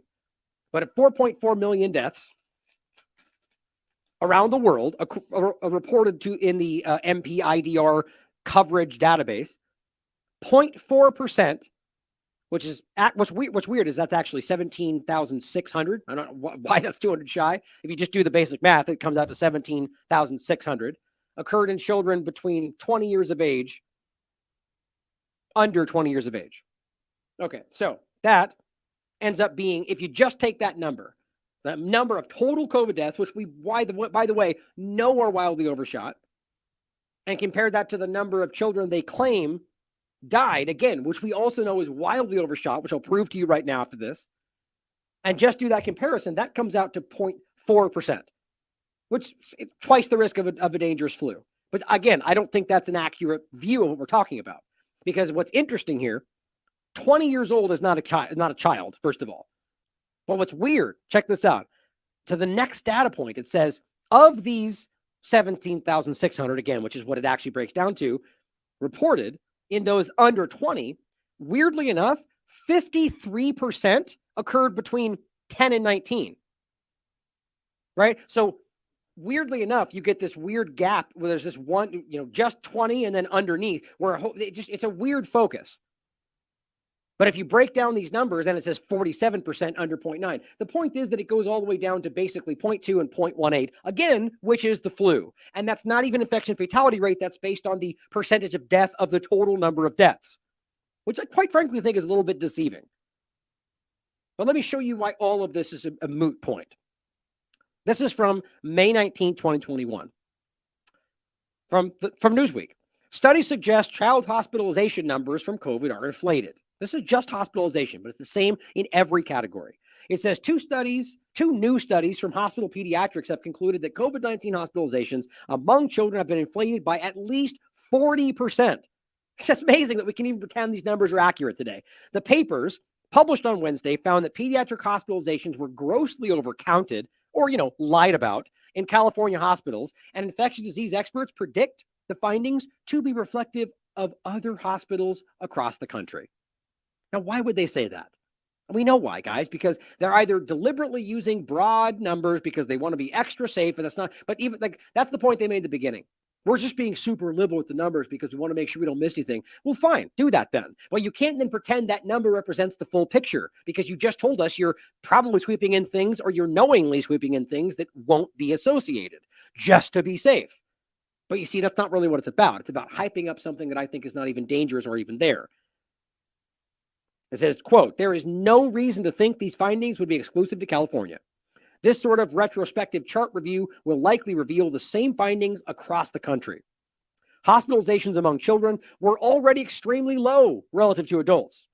But the new figures cut the key coronavirus metric by nearly half and make the actual rates among kids even smaller. So explain for me how in the peak of the problem, it can be so we already knew it was low, but this makes it even lower. And somehow now it's the 8th cause of death. Make sense of that for me. At a time when it's less dangerous. Now it says, quote, scientific and media reports, obviously my point, you get the point. They're hyping the risk to children because they want kids to take these new shots. Why? Quote, scientific and media reports that inaccurately portray the risk of COVID-19 to children can do harm by alarming parents and providing justification for the ongoing restrictions to in-person education and other programming. Via these studies, parents and policymakers should be reassured that pediatric hospitalizations for COVID-19 disease are indeed rare, but they don't care. It's just like the video, again, we showed you right at the beginning. They're using fear to get you to do what they want. One study found that among 117 COVID-positive children hospitalized between May 2020 and February of 2021, 53 of them, 53, almost half, were unlikely to be caused by SARS-CoV-2, and the hospitalizations could be attributed to other medical factors: surgery, cancer treatment, various infections, among other diagnoses. You know, the cancer treatment that they told you wasn't happening during the pandemic. The study, conducted at a children's hospital in Northern California, also found that almost 40% of these patients were asymptomatic, which otherwise means they weren't sick. Guys, let's remember how this is translated to today. The data has now shown that there basically is no asymptomatic in this discussion. Or at the very least, there are people that are not spreading anything. But on top of that, remember that just because someone has something in their body does not mean they're actually sick with it. People can have things pass through their body and that will show up on a test, but they won't actually develop symptoms at all, asymptomatic or otherwise. It says, while those patients may have tested positive for the virus due to the hospital's standard screening for everybody, no matter what, COVID-19 was not the reason for the hospitalization. Shocking. The other study, conducted from May 2020 to September 2020 at another large California children's hospital, found that 40% of the COVID-positive children who were hospitalized had an incidental diagnosis. While COVID-19 hospitalizations have remained low among children and may now even be lower than originally thought, children have faced other implications of the virus that have been unseen in adults, like multi-system inflammatory syndrome. Oh, you mean a category that means we don't know what's causing this? That's what that means, by the way. Easy to look up. MIS-C, multi-system inflammatory syndrome in adults, MIS-A, are both complete unknown categories. They died, and we don't know why. That's literally what that means. Or in the sense that they have, well, I'm thinking of SIDS and SADS. In this sense, it means that they have an inflammatory issue that we can't diagnose. Gee, maybe it's the thing that causes inflammation in your body that you're giving the population. Shocking. It's been around from before this, and I still also think that there's a lot of things like vaccine side effects that have always been dumped in there that they don't want you to see, which has been found in roughly 3,700 children who previously had the virus. Again, so you're literally telling us they got a bunch of tests, they're told they had the virus, and they're just pretending that makes sense down here. How about half of those number right there probably didn't even have anything? And on top of that, another half of them probably had a common cold. They got re-diagnosed as COVID-19, or on and on and on. The point is, they had multi-system inflammatory syndrome, most likely because they got an injection that caused damaging side effects, long before COVID or during COVID-19. As of Tuesday, at least 600,000 children aged 12 to 15 have received their first dose. That's my point. Why can't we go, maybe that number right there is because of that? Nope, can't think that. And all of this relates back to the idea that this is being caused by the injections, but let's take another step further. So this is May. Let's go to June. Johns Hopkins doctor Marty Makary accuses the CDC of sitting on data to suit their narrative. It's where we still are. Dr. Marty Makary of Johns Hopkins claimed the CDC, quote, sits on a lot of data. He also suggested the reason why the health organization holds back information is to better support their agenda. Why don't we listen when people say these things? He's from Johns Hopkins. Not that that means you should blindly trust him, but he's an insider. The headlines that were not broadcast by the CDC and the media did not cover was that no child in that entire study died of COVID. Number one. So imagine that. You can have an entire long study where not a single kid dies of COVID, but magically today with a less dangerous thing, it's in the top 10 causes of death for children. So we're being told. By the way, I love how CNN is, oh, well, actually, I take that back. I was thinking it's not new, but by the way, you have articles being put out today that do say this because it's being reported, as we just showed you on a new news report, saying it's a top 10 cause of death. This study is from January 30th, in the beginning of the year. That's how they play these games. And even that study I just showed you is a misrepresentation of the data because it's plain as day. 15.6 million cases, 1,642 deaths, both of which are guaranteed not exactly right, but even then, that's dramatically less than the flu. Again, in case you forgot, that is 0.01%, whereas the flu is 0.1%. Dramatically less. Goes on to say, he says, number one, not a single kid died in that study. Number two, the hospitalization rate was lower for COVID than it was for influenza. You'd think that would stop the focus on kids, but it wasn't about the facts. You see, the CDC sits on that data. So they knew that kids were at a lower risk than flu, and they just didn't tell anybody. And by the way, why are we getting this data from February in June?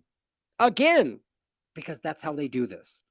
With the heart swelling complications of over 300 kids, they had that data now for 3 weeks. Remember, they were giving kids this data when we can prove they knew that myocarditis was a very serious risk. They're still doing that. They're having their emergency meeting about it in a week and a half, which they just rubber stamped. People resigned. His comments were made in reference to the CDC declaring an advisory panel will convene an emergency meeting on Friday to discuss reports of heart inflammation. You know, we got censored for pointing that out, and now Fauci grudgingly admits it today. The CDC said 226 confirmed cases of myocarditis have been reported in people under 30. Think about how dumb this is. They were still calling it a heart swelling. They're called myocarditis. We haven't even gotten into this at this point. Not really. Those of us that were unaware of the information had already started trying to call it out. There's a problem here. We see this growing. 226 confirmed cases. We can prove today they knew that wasn't true. Yet somehow they still exist. Somehow they're still giving shots that cause the same thing. It says, and we got the data on Friday on suicide rates, up 50% earlier this year in February among teenage girls. Quote, we know why, he says. Why are we getting February data now when it's not actionable? We should have gotten it in February. They're hiding this stuff because they don't want the repercussions. Hilton agreed with McCary. Quote, he added that, quote, instead of giving us the advice on the facts, the CDC create the story of a troubling rise in teenage hospitalizations in order to push the agenda of get your kids vaccinated. So they use the hospitalizations of girls committing suicide that has nothing to do with this to push the idea that they're in the hospital for COVID and trying to get you to take your injections. Hilton also stated, quote, they don't trust us with the truth.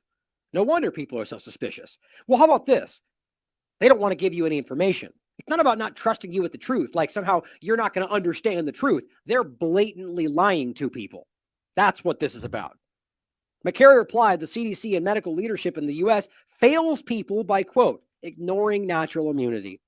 So they've been quiet when schools and colleges are issuing these vaccine mandates, doing the insanity of insisting on a vaccine to immunize those already immune. While saying he is in favor of vaccines, McCary spoke out about a fanaticism that's being pushed, in his eyes, regarding vaccinations. He also said instead of the media and medical community stoking fears about the Delta variant, more data should be released about it. It's just incredible. Remember the Delta variant being what they came out and said, oh yeah, it's not stopping transmission. It never did. They never wanted it to. It never planned it. We proved that to you in the beginning, and we got censored for it until that lady said it in the middle of the EU, and 2 years later, and it was breaking news. But overall, Omicron did not change everything. It was already this way. They've used that as a narrative and lied about it again. Here's where it came out in the Wall Street Journal, and we still didn't care. July 19th.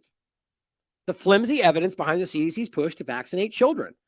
It says a tremendous number of government and private policies affecting kids are based on one number. Realize this is 2021. In the midst of the year that was the problem. 335. That's it. That is how many children under 18 have died with a COVID diagnosis code on their medical record. Not even remotely the same thing as saying they died from COVID. That's according to the CDC.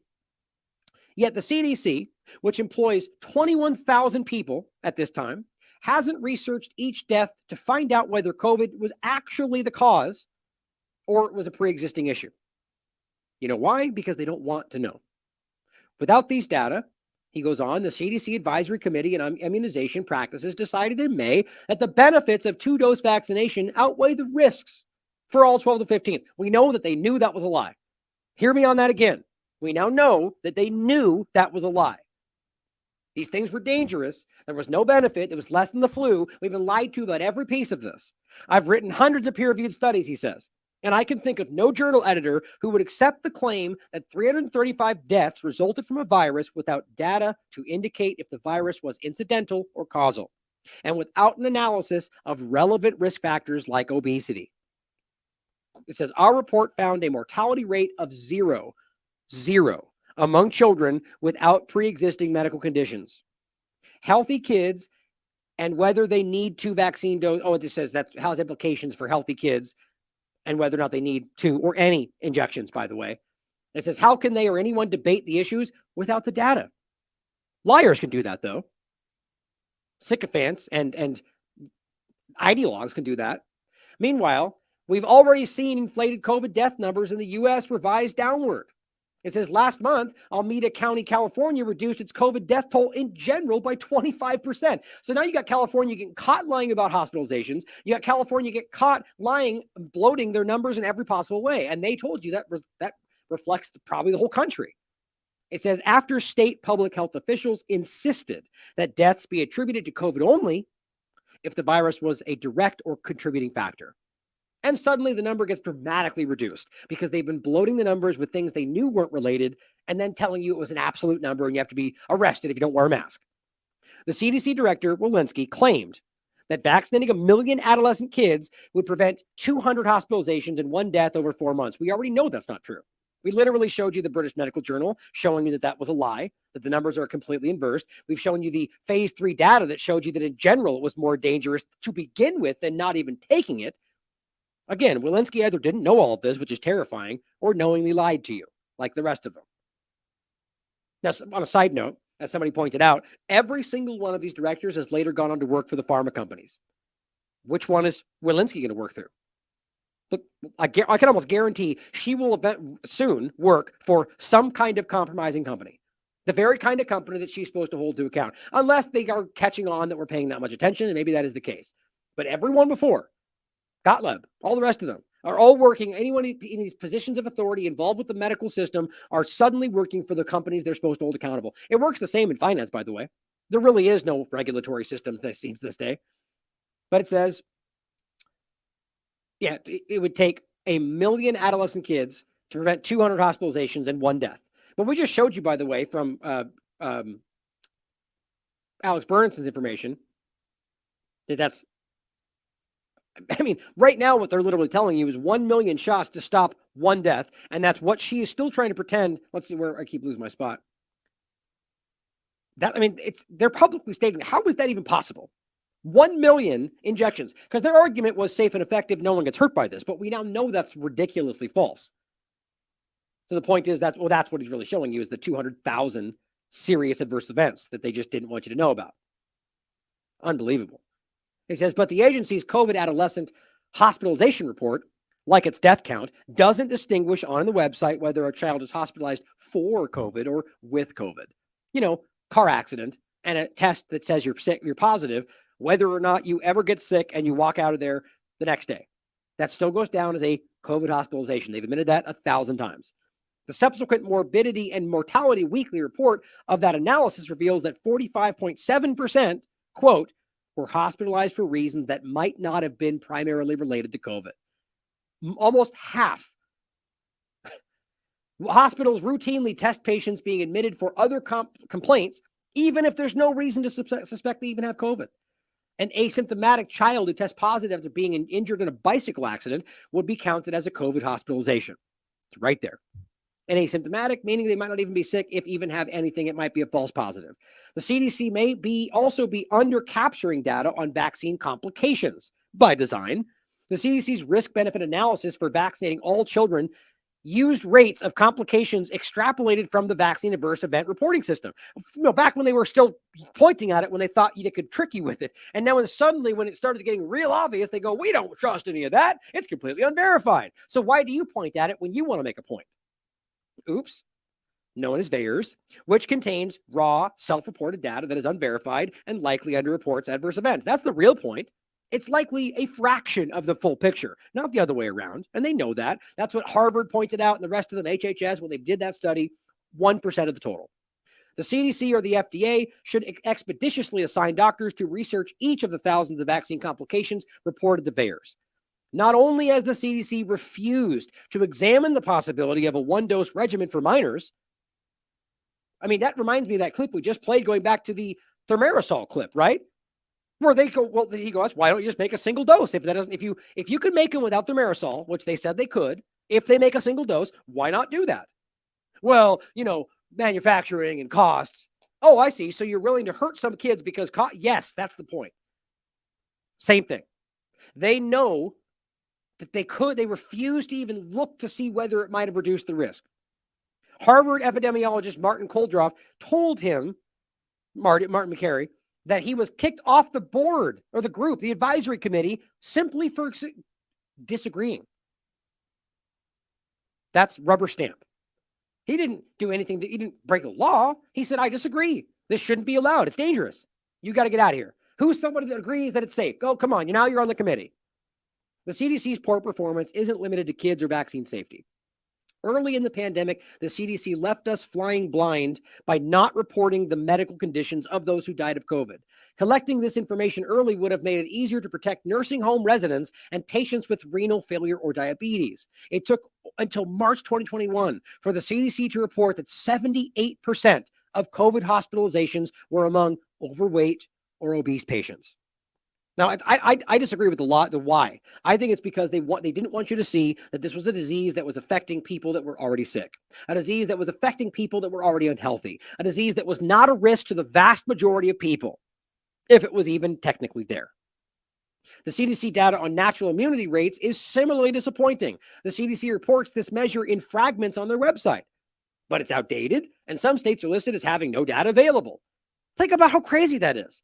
You're choosing to keep it completely sparse because you know that in my opinion, we've proven that they know that it's better. The low priority given to this indicator is consistent with how public health officials have played down, in fact, ignored natural immunity in their drive to get you vaccinated. Given the tremendous resources of the CDC and the FDA, which together employ 39,000 people, these agencies ought to be able to report the stats needed to informed policy decisions. If the data are incomplete or flawed, so too will be the decisions. Probably a way to say, well, we did our best and we had limited information, so we can't be accountable. The vaccine's benefits may outweigh the risks, he says. I disagree, and I think he knows that now. Or whether he's part of the problem or not, the point is that's not true. In fact, we can prove it's not true. He says, but the government shouldn't try to push conclusions based on faulty data. So however you think the point is, we know they lied. They tried to conflate it. Now here is October 2021. COVID now a major cause of death in kids, but many parents remain hesitant. Think about the shift. 2 articles in that year already came out saying we're being lied to. The data's wrong. They're hiding this. They're foraging that. So they go, we don't want you writing anymore. Let's get somebody who's going to toe the line we like. And so they find like Adam guy writes an article saying the exact opposite of all of that. It says administration officials said they had purchased 65 million pediatric doses. 65 million, enough to vaccinate all 28 million children who would become eligible if the FDA approves the shots. See my point? They bought those because they knew they wouldn't buy those before it got approved if they didn't know that it was going to be approved. They did though. They bought enough for every child in the country. And then they approved it or authorized it at that point. For vaccinating kids, this is a lot of confusion stems from the fact that there are 2 medical arguments in favor of it. Both of them involve the slippery question of risk. So stupid. If it ever came down to the idea of risk in any other topic, it was like err on the side of caution, but not this one. Vaccinating kids would reduce the overall spread of the virus, they say. But again, we already know that's not true in the sense of all the things we're talking about. In fact, on top of it, the injections actually increase their risk of getting it and spreading it. But it says children are at much lower risk of serious illness and death than adults. Right now, but apparently right now, that's a lie they're being told. Worse than ever. That's not even possible. But they appear to be just likely to spread it, which again is not true. To many parents with doubts, however, the rationale sounds like experts asking them to risk their kids in order to protect somebody else. That is what they're doing. That's the herd immunity concept. The overall point, though, is that children were so at little risk of any of this, the point of vaccinating them was to protect you, because you argued they were silent spreaders. It wasn't true. The second argument, which has gained strength, with the spread of the Delta variant. That's important. And may prove more compelling to hesitant parents is that amid a recent sharp rise in cases, the risks to kids are higher than had been first thought. That's what they're saying. How high? To put it in some context, in a typical year, the disease that kills most children in the U.S. is cancer, about 1,800 deaths, followed by heart disease, about 600. The CDC estimates that over the last 2 years, COVID-19 has killed 570 kids. Well, okay, even that number, though, when you look at where we are right now, is nothing in the real context. It's 0.01%. That's the full number to this point.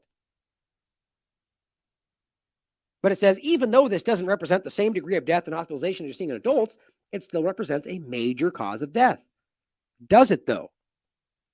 First of all, it doesn't. The number we just showed you is the real infection fatality rate they're trying to conflate with other things. But before we even get into other numbers, this is the CDC, March 18th, 2022.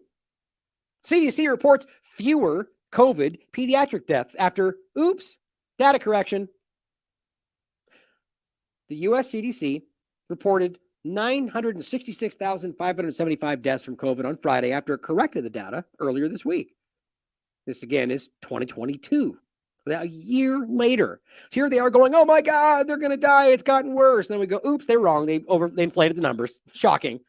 Which reduced the death tallies in all age groups, including children. The health agency, in a statement to Reuters, said it made adjustments to its COVID data tracker, their mortality data, because the algorithm was accidentally counting deaths that weren't COVID related. Oops. What a quirky mistake. No, you got caught lying is what it was, and you tried to change that. The adjustment results in the removal of 72,277 deaths previously reported across 26 states, including 416 pediatric deaths. Okay, let's quickly dance back. What are we saying here? 570, right? Turns out 416 of those were false. What do you know? The reduction cut the CDC's estimate of deaths in children by 24%. Children accounted for about 19% of all COVID cases, but less than 0.26% of cases resulted in death, according to the American Academy of Pediatrics. Right. So, but we're still screaming that it's a big leading cause of death. Well, that got real quiet after that, but now they're floating it back again. But here's where we are today. Again, don't forget that the risk is actually completely low in reality based on the peer-reviewed science. For everybody, especially children, 0.0003%. Under 19. That's an infection fatality rate. Okay. But going back to the top 10 causes of death, right? Well, let's look at a few of those. Tuberculosis, right? One weird thing that I guess that WHO just spoke up, I guess, today saying that was a new thing we have to focus on. So maybe that's their new weird focus, but it's weird that during the COVID pandemic, people made that point. The illusion of COVID pandemic, that over millions of people died from tuberculosis. Why don't we care about that pandemic? Good question. But now, going back, it says the researchers found that in 2015, approximately 239,000 children died from tuberculosis. 239,000. Okay, so we're over here screaming about how this 400 number of children, or in this case with the lie, 570, was enough to write articles about, that we should be screaming about. And look, every kid matters. No one's saying their deaths don't matter, but in the context of what's actually worth being pointed out in a risk, or it's just a flu-like thing that we pretend that we ignore. How can you pretend? And we don't even talk about that. It's the same. It says of those 80%, 191,000 were under 5 years old. 191,000 5-year-old or younger children died in 2015, and it's generally similar as you go forward to 2020. That we're going to ignore hundreds of thousands of children that die from TB, but pretend that 500 from this. It's because they were trying to hype the COVID risk for children. It's like the video we played in the beginning. It's using numbers to scare you. See, if you showed TB numbers and then showed COVID numbers, they would be like, what are we doing about TB? But they didn't want that. They want you to focus on COVID. So they show you that number out of context and say, children are dying. But it's not a risk. And in fact, those numbers aren't even real. How about, they showed you cancer, 1,800.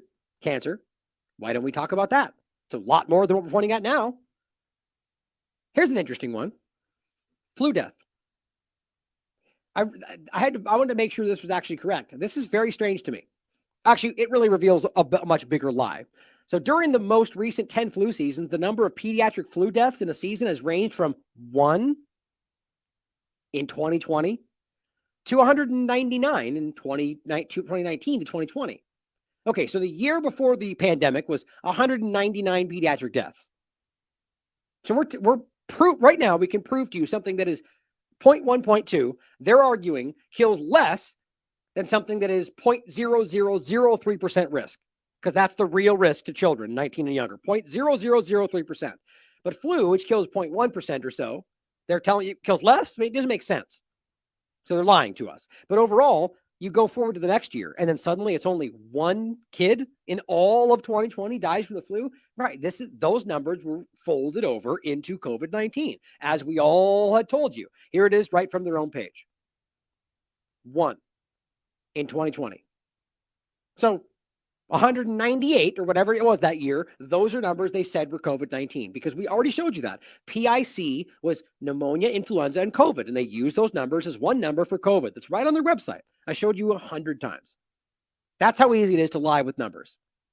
Now, in general, if you want to look further, here is the leading causes of death broken down with children, and we're talking about things like car crashes, fire, gun violence, drug overdose. Way down here, you got chronic respiratory heart disease and all this. But realize what they're saying right there. This is per 100,000.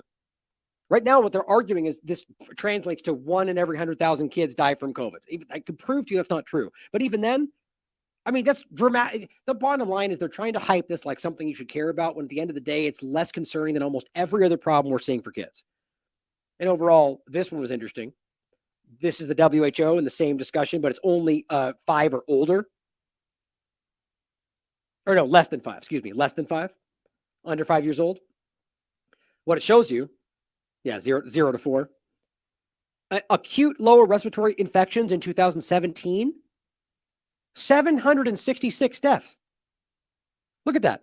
So you have 766 children deaths in 2017 for just all lower respiratory infections, and yet you're going to tell me that 500. My point is that none of this makes any sense. We're being lied to. They're conflating and combining numbers. We're watching a massive illusion take place. And we should already know that, but I'm just trying to make sure you have the tools to prove it to other people. Now, where we're at, we're already at 3 hours here. Unfortunately, I didn't realize how late it was. I'm not going to be able to go much longer. So what I'm trying to think here, let's do this. I don't think, well, shoot. Let's get into this next and I'll decide what this is playing. So this is an important clip that I wanted to play that talks about, in a general sense, the fact that people have already been, like we've talked about, like people saw the opioid, painkillers and Dope Sick and those different shows talking about the opioid crisis. Really the massive illusion that it was, where the government allowed this and the Sackler family and all the rest got away with it. And the point was, one of the main points I write here, just like the opioid crisis was allowed due to willful ignorance and corruption, and people died. This is important, taking them exactly as prescribed. This doctor you're about to hear admits pharmaceuticals are a leading cause of death in the United States, half of which are people taking them as prescribed. So it's amazing that we can debate about this injection when in reality, Big Pharma has been doing this as long as they've been around, and they are hurting people. And it's such a big industry that nobody seems to care. My name is Peter Gertje. I'm a director of the Nordic Cochrane Center in Copenhagen and professor of research design and analysis at the University of Copenhagen. 2 years ago, I found out that our prescription drugs are the 3rd leading cause of death after heart disease and cancer. Our drugs kill around 200,000 people in America every year, and half of these people die while they do what their doctors told them. So they die because of the side effects. The other half die because of errors.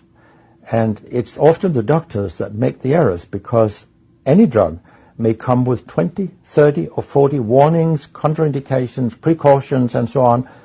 No doctor in the world knows about all this. So they give patients drugs that they should not have given them, that interact dangerously with other drugs or food items or so on. How much have we talked about the vaccine overlap, right? There's a reason they don't want to study these things, because they'll probably find a problem, because all of these things interact in weird ways. So they just don't do the study. and then go, but observationally, it looks like millions of people have gotten it and we don't see any problem. That's because you ignore it all and the media doesn't report on it. So you pretend that it shows no problem. I mean, this is the reality. It's easy to prove. They hide these things from people. And then the patients die. That's the other half. So the other thing I found out 2 years ago was that much of what the drug industry does fulfills the criteria for organized crime in U.S. law. And they behave in many ways like the mafia does. They corrupt everyone they can corrupt. They have bought every type of person, even including ministers of health in some countries. So there is a huge amount of corruption. Or in every country is the actual point, I would argue. In my country, for example, Denmark, we are regarded as having very little corruption. But yet we have thousands of doctors on industry payroll, although we are just 20,000 doctors. So this is an effective kind of corruption. The drug industry buys the professors first, then chiefs of department, then other chief physicians and so on. They don't buy junior doctors. So when several thousands are on industry payroll, it's really, really bad. And that's why I wrote my book, Deadly Medicines and Organized Crime, How Big Pharma Has Corrupted Healthcare. I hope to convince patients not to take so many drugs because so many die from the drugs they take. In my country, people take so many drugs that every single citizen can be in treatment with 1.5 drugs from they are born till they die. This is incredible. And drugs are not that helpful. And they kill very many of us. We know that. That's why drugs are the third major killer after heart disease and cancer. So what we need. Add to that on top of that reality, and this is separate, in the United States, medical treatment, which is different, like by a doctor, surgery is one of the leading causes of death. And that's not because of a big population. They love to try to make arguments about that. It's because we live in a very dangerous time, guys. And now on top of that, the medications they're giving for the things afterward are also that problem. In the coming years is to take far fewer drugs than what we do currently. If we did that and we were careful, then we could live longer and live better lives. Because drugs have many side effects, and patients often don't realize that when they become worse, that it could be a side effect of the drug, which they continue taking because that's what their doctors tell them. So when I was a specialist in internal medicine, what I very often did was that I stopped a lot of drugs, particularly in elderly people, and it's quite revealing to see a bedridden elderly person come into your ward, and when you stop the drugs, I mean, that person becomes many years younger.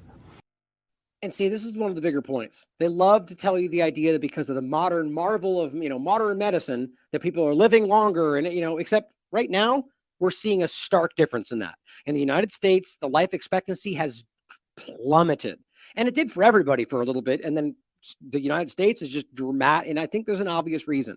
We are more medicated than any country in the world, and we are seeing the repercussions of that. Thank you to inversionism again for this image. And many of these drugs affect the brain, and old people tolerate that very, very badly. They fall, and when they break a hip, 1/4 of them die. And for example, antidepressant drugs are used in more than 10% of our elderly. And they seem to kill 3% of them every year. I mean, if 100 old people take an antidepressant for 1 year, 3% of them will die because they fall and break their hip. This is a huge death rate. So a lot of other drugs than antidepressants also make people fall and kill them. And they may affect your cognition, your memory, and all these things. And then they interact in ways that we know almost nothing about. Very many elderly, they take more than 5 drugs a day. And we actually don't know how these drugs interact with each other. What we do know is that all drugs have many effects in the body, and some of them interact also in their metabolism. Exactly. So that you can get a too high concentration of a drug if you take other drugs simultaneously.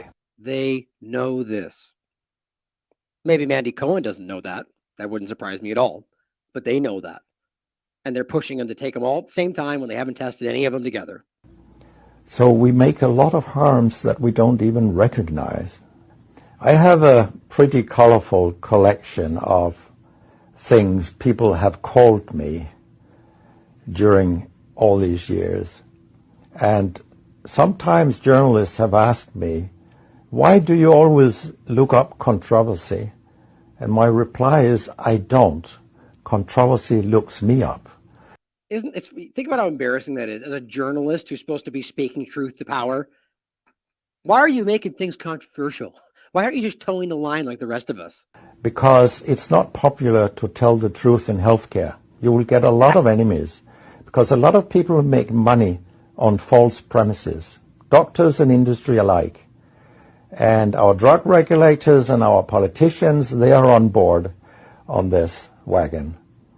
So very few people are independent of money in healthcare.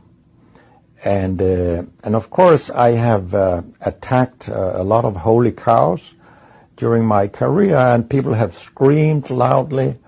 In a French journal, I was called a statistical masturbist because I showed with statistics that mammography screening didn't work and things like that. And I was even accused of scientific misconduct by the Association of the Danish Pharmaceutical Industry, which was completely ludicrous. It was harassment from beginning to end. They came with vague arguments that we cannot recognize the conclusions in your study, and they could have come up with numbers and said, these numbers are wrong. They didn't do anything. It was only harassment. It lasted 18 months, I think, the whole thing. And then when we were acquitted, I made sure that this nasty behavior was described in the British Medical Journal. So after that, they haven't come so much after me, the Danish drug industry. And when my book about organized crime came out, they just lied about it, as they always do, that my examples were old, they went back 90 years and so on. But, you know, where I demonstrate that what the 10 biggest companies do is organized crime, these examples, they were from within the last 10 to 15 years. That's not old examples. And the crimes have increased because when crime pays, you will have more crime. That's how capitalism works. Pretty damn interesting, right? That organized crime, just like Whitney Webb would tell you, right?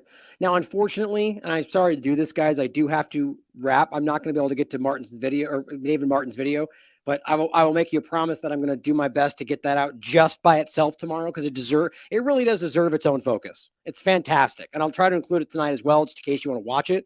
But I think I started later than I realized, and I don't have time to keep finishing this. But unfortunately, but we will get to it. I will tell you that. But to wrap up, here's this in general, so you can see this graph.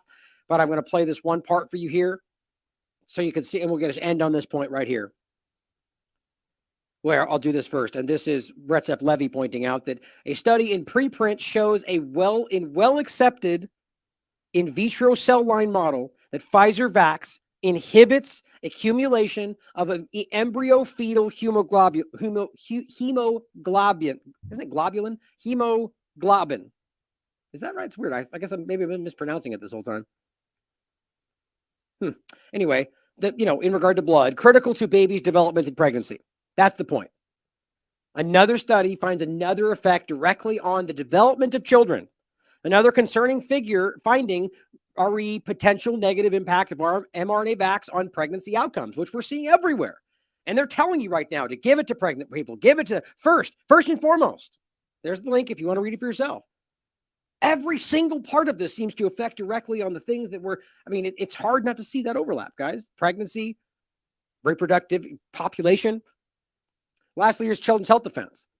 The CDC Advisory Committee recommends updated COVID vaccines for all Americans 6 months and up. 13, this is the one they just voted on, this new one. 13 of them said yes, one said no. Here's what he has to say. We'll go ahead and I will call on individuals to please vote. We'll start with Dr. Bell. Beth Bell, no conflicts, yes. Thank you. Dr. Cotton? Neil Cotton, no conflicts, yes. Thank you. Dr. Sineas? Sybil Sineas, no conflicts, yes. Thank you. Dr. Lair? Jamie Lair, no conflicts, yes. Thank you. Dr. Paling? Kathy Paling, no conflict, yes. Thank you. Dr. Sanchez? Pablo Sanchez, no conflict, no. Thank you. Dr. Talbot? Dr. Talbot, no conflicts, yes. Thank you. Ms. McNally? No conflicts, yes. Brooks? Dr. Chen, as proposed. And with that, we will open up for comments from our voting members. I just want to comment that we have extremely limited data on children and infants and other individuals, and so I think that needs to be made available then to the parents. And I also think that in certain circumstances, we do have to be concerned about potential side effects, especially in the in young adults and young adult males. And so I think all of that needs to be weighed, and so that's why I hesitate to make it just a universal recommendation. So, just in case you missed that, we have extremely limited data on children and infants and other individuals. All but one votes yes on extremely limited data for something that they all tell you is less dangerous today. And even some of them were shaking their heads when he said this and made it available to parents. But they're not doing that. They're pushing it on children. They're now hyping the risk to children again, saying one of the top leading causes of death for children. It's amazing this can keep happening. They're pushing this regardless. They voted yes regardless. They don't have evidence. And we know based on the inferred evidence from before that it's already being shown to be deadly. We live in, it's a criminal effort here, guys. And I will tell you tomorrow, I will come back and go over this video from David Martin, which is very important, which goes over this exact point. The idea that this is a criminal organization, and he brings the receipts. And the reality being that this is about something that has gone from the inception of the WHO to today. And we are watching this happen. So please tune in. We'll get back to it tomorrow. I apologize for that. I hate when I have to start mentioning it and I don't get to it. I intended to today, but just always stuff going on. But, we're here almost every day, so we'll get back to it. But if you're out there watching this platform, guys, we need your support. We just had a great meeting. Courtney, Scott, and I are in regard to Pirate Stream and the point in general. But that we're going to, just so you know, we're going to set something up so you guys can do that if you want to for a general, so it's not conflated with TLAV stuff, which, I think it's important that we differentiate that for people that want to just support Pirate Stream. But in general, for TLAV discussion, we have a lot coming your way. We have, again, within this month, I believe Taylor's just fine-tuning that last interview, which I can't wait to release to show all these ridiculous people acting like it's not going to happen. I don't even know why people would do that. It's going to be outstanding. It's an important interview. It's going to be like 3 hours long, and it's going to be coming out very soon. A lot of work going into that, a lot of time. We're going to be we're talking about some documentaries coming up, but in general, guys, if you like what we're doing, you believe in what we're doing, and you want to see this continue, you want to see this grow, as I said just the other day, if you're watching the show right now and you haven't already, if you can go to the website, go to the donation portal and sign up for $1 a month. A recurring donation of $1 a month that you never have to look at again, that you will never notice, will make all the difference to this platform. Like I said before, you get 1,000 people to do that. That's $1,000 a month that we can put into more writing, more projects. I mean, I never want to get into the information about what we're putting, but the bottom line is, every single thing that comes in, we put out a lot every month. We pay a lot of money to the people that write everything. I take care of the people that work for us.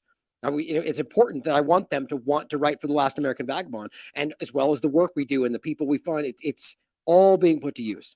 So my point is, if we can get a little bit of an increase, we can grow out even more. Everything gets used. some people would, even right now I can hear them in my mind that are people close to me would say, you got to start saving and put it aside. And my point is, and we do need to try to do that.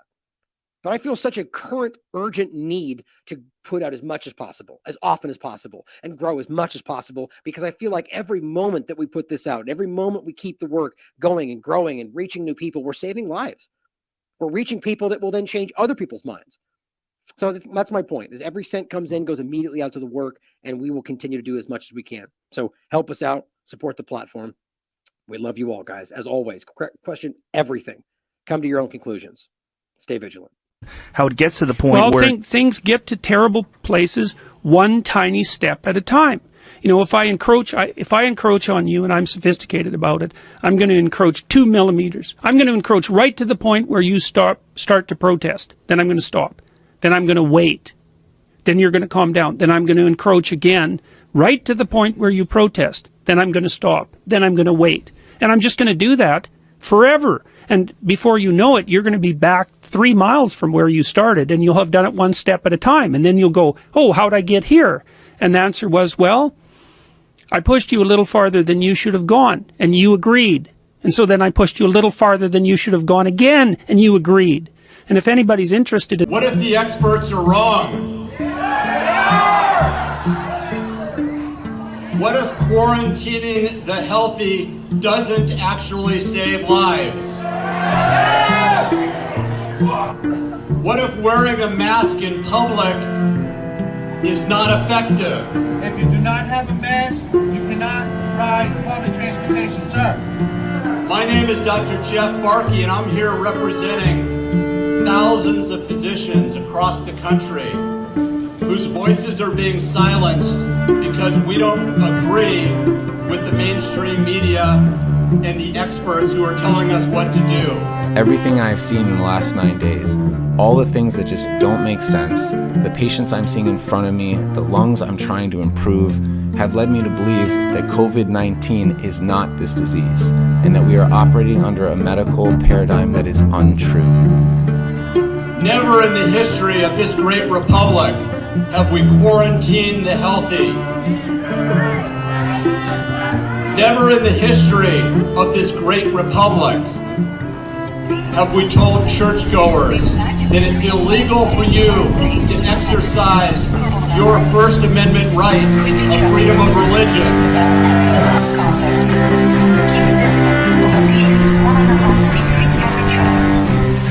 Never in the history of this country have we been told that you can't go to church because it's non-essential, but you can go get an abortion because that's essential.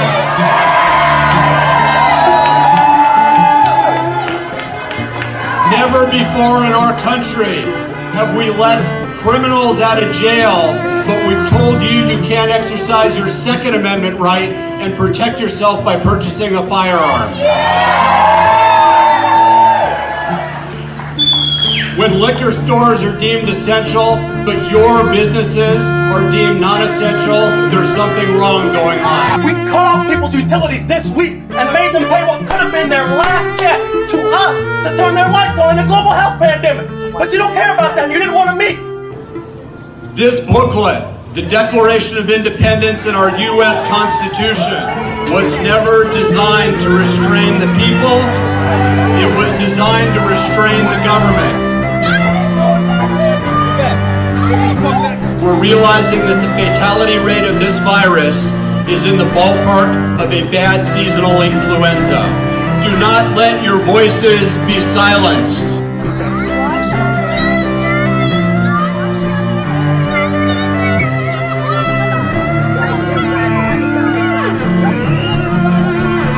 We will see eventually that this government-imposed cure is going to be worse than the virus itself. We can keep this right here on the tube. Easy. You're choking me. You're choking me. You're choking me, bro. You're choking me, bro. Stop. Stop. Help. Stop. Help, man. This shit ain't right, bro. Stop. Stop. This ain't right. But what's happening now as unemployment reaches 20 to 30 million people, is those folks are now becoming dependent on the government. And what government dependency causes is a larger, more tyrannical government. Look. He ain't even do nothing. He ain't even do nothing. Look. He ain't even do nothing. We, the people, want to put our government back in its place. We want a small representative government, not a large tyrannical government.